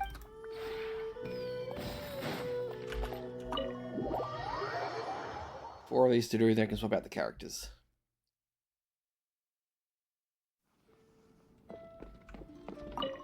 This realm offers pleasing scenery, a state of quietude, and excellent amenities. Very suitable for those who wish to study the art of mechanics in peace. Were you perchance inspired by one's own abode? It brims with adeptal energy. The views are expansive. Yes, it is most to one's liking. Speaking of adeptal energy, mortals cannot wield the power of subspace creation, with which this abode was made. Whence did you procure this treasure? Madam Ping. Ah, I see. Streetwood Rambler has always been fond of natural scenery, and often laments its transient nature. For the most pleasant sights tend to disappear with the change of seasons. Small wonder, then, that she utilized the power of subspace creation to preserve her favorite sights within this teapot. Yet it is you, through your furnishing endeavors, who have transformed this subspace into the most homely of lodgings. The next time one feels reticent to seek sustenance in the outdoors, perhaps one shall invite oneself over for dinner. You're always welcome. You accept the idea with such alacrity. Then it is settled. One looks forward to your cooking. This realm were you perchance... Did they have a chat with me? Oh, most appealing. One does have a formidable aptitude for conversation. However, one is currently preoccupied with a technical conundrum of great importance. We may need to postpone any idle colloquy for later. One once developed a supreme housekeeping machine to perform domestic chores such as sweeping and tidying. Is it a Roomba? To enhance its functionality, one added a sound response module so that it could be operated with voice commands. However, the module is flawed. For instance, if one is too far away from the machine, it cannot detect the audio signal, and thus cannot be remotely operated. Do you have any suggestions on how to resolve this problem? Yell louder. A viable solution, technically speaking, although a little inelegant. However, yes, your suggestion has pointed out towards yet another solution. One simply needs to fashion a sound amplification machine. With just a little adeptal energy, such a device could amplify sounds from hundreds of miles away, then pass the relevant commands to other audio-activated mechanisms. One shall have full command over one's contraptions without the need to move a muscle. Glorious. Very well. We may consider this conundrum resolved. Now back to our conversation. When you said that you wanted to have a chat, did you mean that you would like for one to tell you a story? No, not some. All of one's stories should qualify as cool. Nevertheless, one ought to refrain from sharing certain stories with you until having sought permission from some old friends. The girls, whom you already know quite well, for instance. To utter but a word about their childhoods is to hazard their faces scrunching up, as if they had bitten into a sour lemon. Truly, one is most at ease when speaking with you. Still, you have spoken little of the things you and Paimon have experienced in the past. The ruse is quite unnecessary. If there are things you do not wish to speak of, so be it. One shall inquire no further. Go. We may pick up this conversation again when you feel more comfortable telling your story. Whatever you share, one vows to never tell a soul. This realm were you perchance... What do you want to do? No. In fact, nothing in particular. Mortals are wont to rush from one endeavor to the next, but this is because their lifespan is short. They fear being left behind by their peers if they waste but a little of the time they have. One has never felt that kind of distress.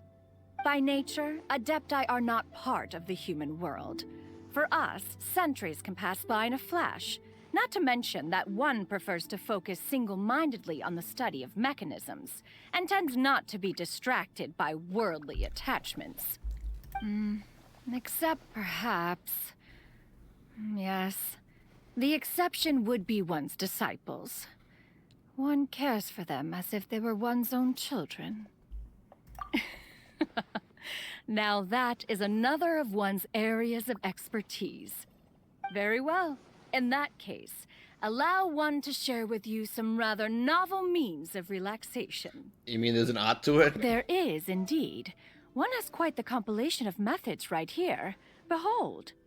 Play mahjong with strangers, go to Mount Hulao to knock on some amber. Whenever one feels in need of relaxation, one simply draws at random from this collection. Yeah, a good lottery option you got there. What, pray tell, is wrong with a little oddity? In service of relaxation and fun. And of course, if you have other suggestions on novel ways to relax, one is all ears. There is certainly merit to simply letting the mind wander freely. In idleness, we often find sparks of inspiration that might otherwise go unnoticed. Still, one is at something of a loss regarding where to best partake in such an activity within this teapot. You can change the scenery here at will to suit your mood, correct? Then perhaps, could you craft a likeness of Dreyun Karst? No, on second thought. Save yourself the trouble. Let us pay a visit to the real Dreyun Karst. Would you care to soar the skies by one side, One could easily make that happen with one's mastery over wind and cloud. Then it is decided. One just needs a moment to make a plan and retrieve a mechanism or two, and then we shall be on our way.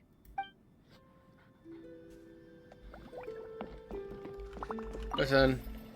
Hey, buddy. Good to see you again. Oh, this place is dope, and so huge.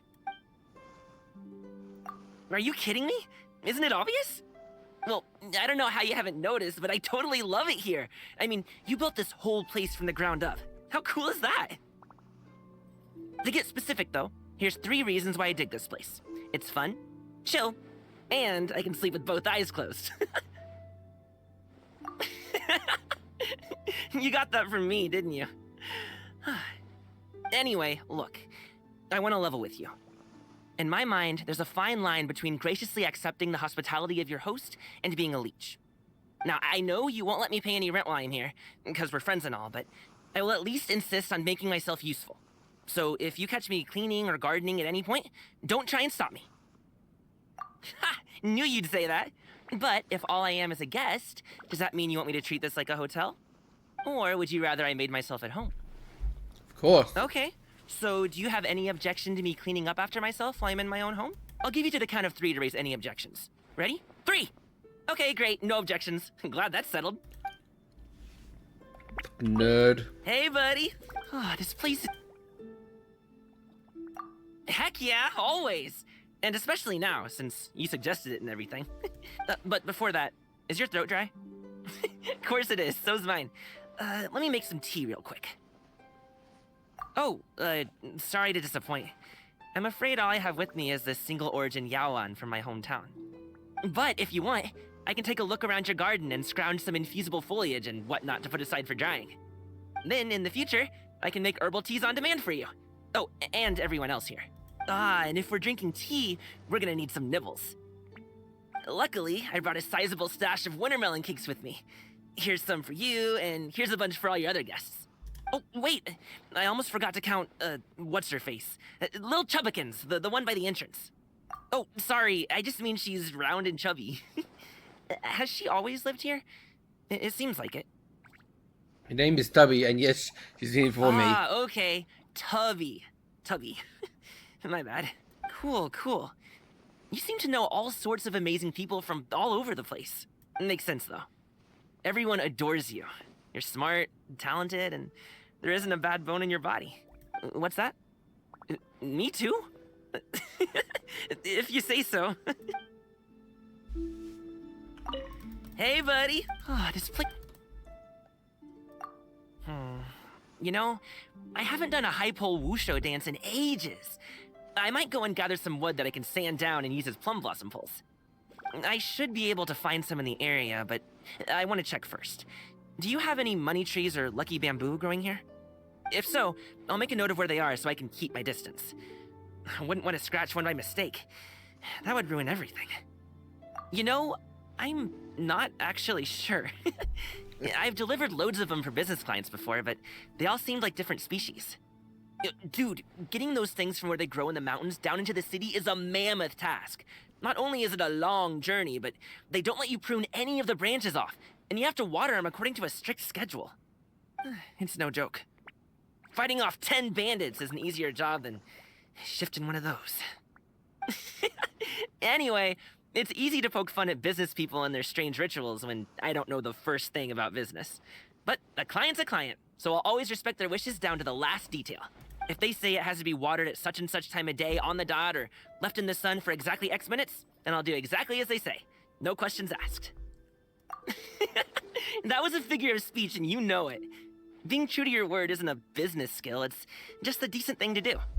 It's basic respect to keep your promises to other people. But you know that, obviously. You always say what you mean and mean what you say. Your word is your bond. In any case, I gotta hold up my end of the deal to keep my job. I couldn't afford to do my wushu dancing without it.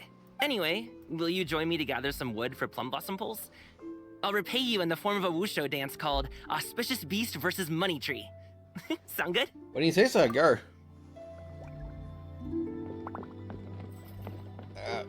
Chori's one. Huh, you're here. I sort of assumed that you didn't make it home very often. So, How are the travels going? Anything exciting happened lately? Your stories might be just the inspiration I need. It's pretty good. Pleasant scenery, calm atmosphere. Good place to rest and rejuvenate your body and mind. Sometimes, when I get sick of being in the court of Fontaine, I get a strong urge to head off somewhere else for a while and get a change of scenery. Somewhere without unruly customers or tabloids spreading lies. Somewhere I've never been before. That's the only way I can find new inspiration. You know what? I've never been to Notlan or Snezhnaya. Maybe it's time to make some travel plans. Every nation has a completely different fashion sense, rooted in its unique culture. I have to keep incorporating new styles, adapting them, combining them, and innovating. That's the only way Chioria Boutique can continue to stand at the forefront of fashion. Look at me. Chat about anything for long enough and I'll always find a way to make it about work. I guess it's a deeply ingrained habit of mine. I'm always on the lookout for inspiration, and every aspect of daily life is a potential source. Anyway, basically, I love traveling. Maybe one day our travel plans will overlap, and we'll bump into each other somewhere out there. Huh, you're so... This one is for the books. A lot of people avoid chatting with me whenever they can help it because they don't like what I have to say. The truth is, I just prefer it when people can cut to the chase and be straight with one another. The amount of effort some people put into beating around the bush and being diplomatic, ugh. It'd be so much quicker to just hash it out and be done with it. What about you? What's your preferred communication style? Oh, excellent. That'll save us a lot of trouble. I remember one time when I saw a customer hesitating between two different colored outfits. I told her that she should pick the cream-colored one, since it went well with her hair and also accentuated her figure. She turned her nose up at that, and said that the stains would show up more on the cream one than the gray one. So, I said, sure thing. If you're set on the gray one, I can make some adjustments so it'll look more stylish. But she didn't like that idea either, and she started saying that maybe the gray was a bit too dull. We went back and forth like that for a whole afternoon. In the end, she picked a red one. I mean, I do understand where she was coming from. Her concerns were valid, it's just... people like that, they need to learn to prioritize between criteria when they're making a decision. If you want something that goes with your figure, pick the cream. If you want to get away with a few smudges and stains, pick the gray. But if what you really want is to stand out from the crowd so your crush will spot you as soon as you arrive at the party, then for goodness sake, just tell me that as soon as you walk through my door. I'm getting all worked up just thinking about it. I need a moment to calm down. Maybe was just You're shy. right. She was hesitant about telling me. But if she'd just been direct with me, we could have saved so much time. And then I would have been able to do a better job of tailoring her outfit to suit her needs. Things like that happen all the time. It makes me all the more determined to never beat around the bush and always be upfront and direct. Sure, it might not have been the smartest approach, but for me at least, it's definitely the most efficient. All this is to say that I will never hide my true thoughts and feelings from you. And I'd like it if you could do the same for me. Of course, if you ever find yourself compelled to say God, something you talk like, forever. Chioria Boutique's outfits are hideous, then I'd hope you at least follow it up with some sort of reasoned argument that I can consider. You don't seem like the type of person who'd say something just to be provocative. Unless, I don't know, you secretly enjoy the feeling of being thrown out my front door or something. God. Huh, if so, You just kept going. do you have any Higuita here? I could go for a round or two against you. Hey, what's that look supposed to mean? Don't think I'm good for anything beyond sewing and stitching, huh? I played it all the time when I was growing up in Inazuma. I was actually one of the best players around. But no one knows how to play in Fontaine. And playing with beginners just feels, I don't know, kind of unfair to them. You must have played it during your travels in Inazuma, right? I bet you're pretty good. Well, you game? Oh, don't tell me you're scared. Oh, you want to raise the stakes, do you? Fine by me. That'll make this much more fun. If you lose... you come out at my store for a few days. You can do some sweeping, organize the outfits, maybe do a little modeling. And if I lose, I help out at your place instead. It's up to you. I can sweep the place or maybe do some decorating. We can start whenever you're ready. I've got my own pair of Hagoita that I can use. There's nothing in the rules that says you can't use two. I use twin blades in combat. What's so strange about using twin Hagoita? You can go ahead and use 4 Hagoita against me if you want. I don't mind. Unless... oh, you'd rather forfeit right now?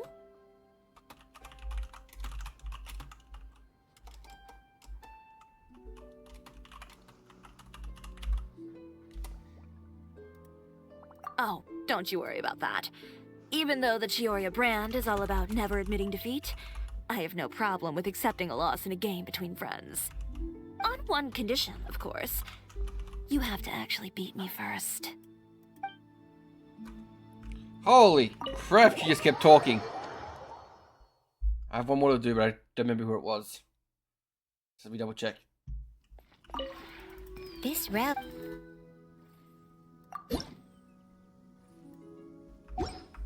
Lynette. If you ever... She's probably in one of the rooms or something. She's probably in one of the rooms.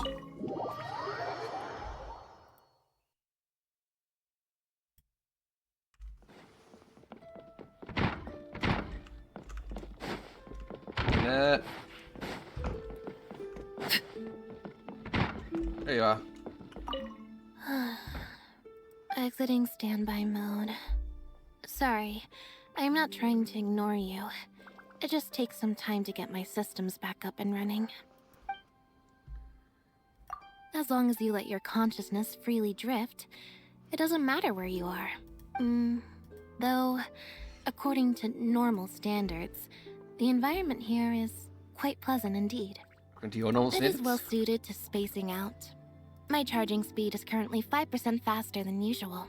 Extreme metric? By my standards, that is the highest praise that can be given. Exiting standby mode. Now that's rare. People wanting me to start a conversation is a rather infrequent occurrence. After all, in most cases, this would just mean falling into an uncomfortable silence, like this.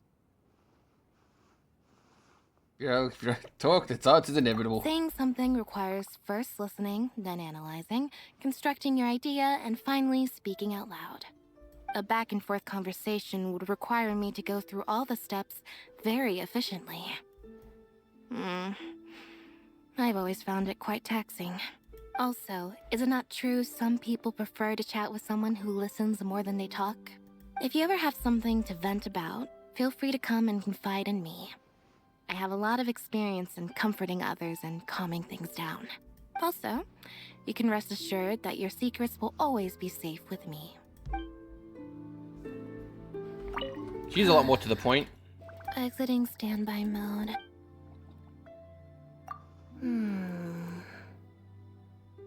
Other than zoning out, I mean. If that isn't an option, then I can't really think of anything else to do. Would you like a cup of tea? I can go make one for you. Using a such for making tea for you. It's no trouble. For me, making tea is a truly enjoyable activity. I make tea for everyone whenever Linny receives a guest. Selecting the best tea leaves, testing the water temperature, and observing the steam as it rises from the water's surface. I very much enjoy the whole process. Only with absolute concentration can you brew the perfect cup of tea. Also, no one will drag me into a conversation when I'm busy making tea. And once the tea is ready, as long as you sit there holding the cup and maintain the appearance of sipping your tea in peace, nobody will try to talk to you. So the point is to still zone out then. I was kidding. Was that surprising? I can crack jokes every now and then too. I just rarely see the need. But I really do enjoy brewing and drinking tea. I'm able to taste even the most subtle differences in flavor. Considering all the places you've visited, you must have tried many different flavors during your journey. You want to try one of my brews next time you're free? I'd love to hear your thoughts on it. Okay. Time to get rid of people and put new people out.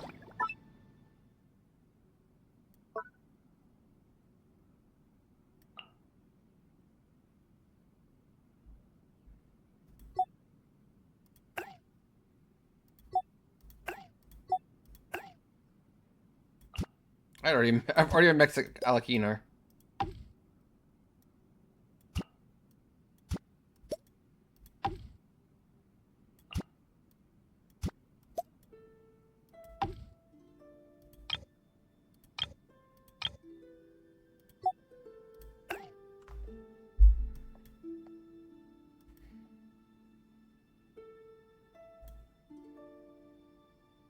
The characters I'm currently using.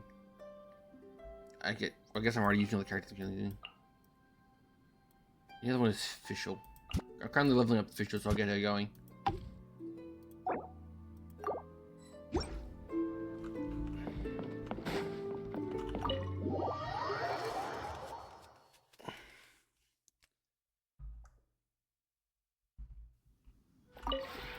This realm...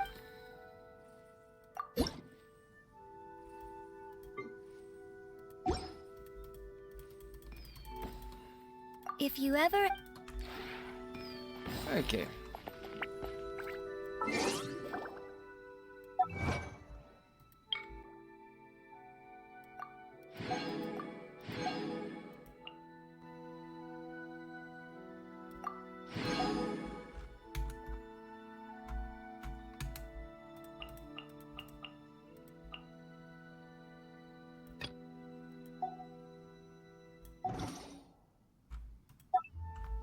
Time to go there for tonight.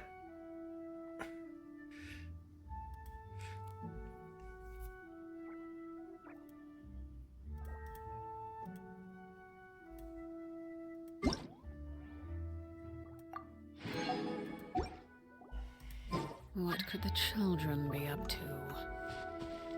Never mind. Let them do as they please.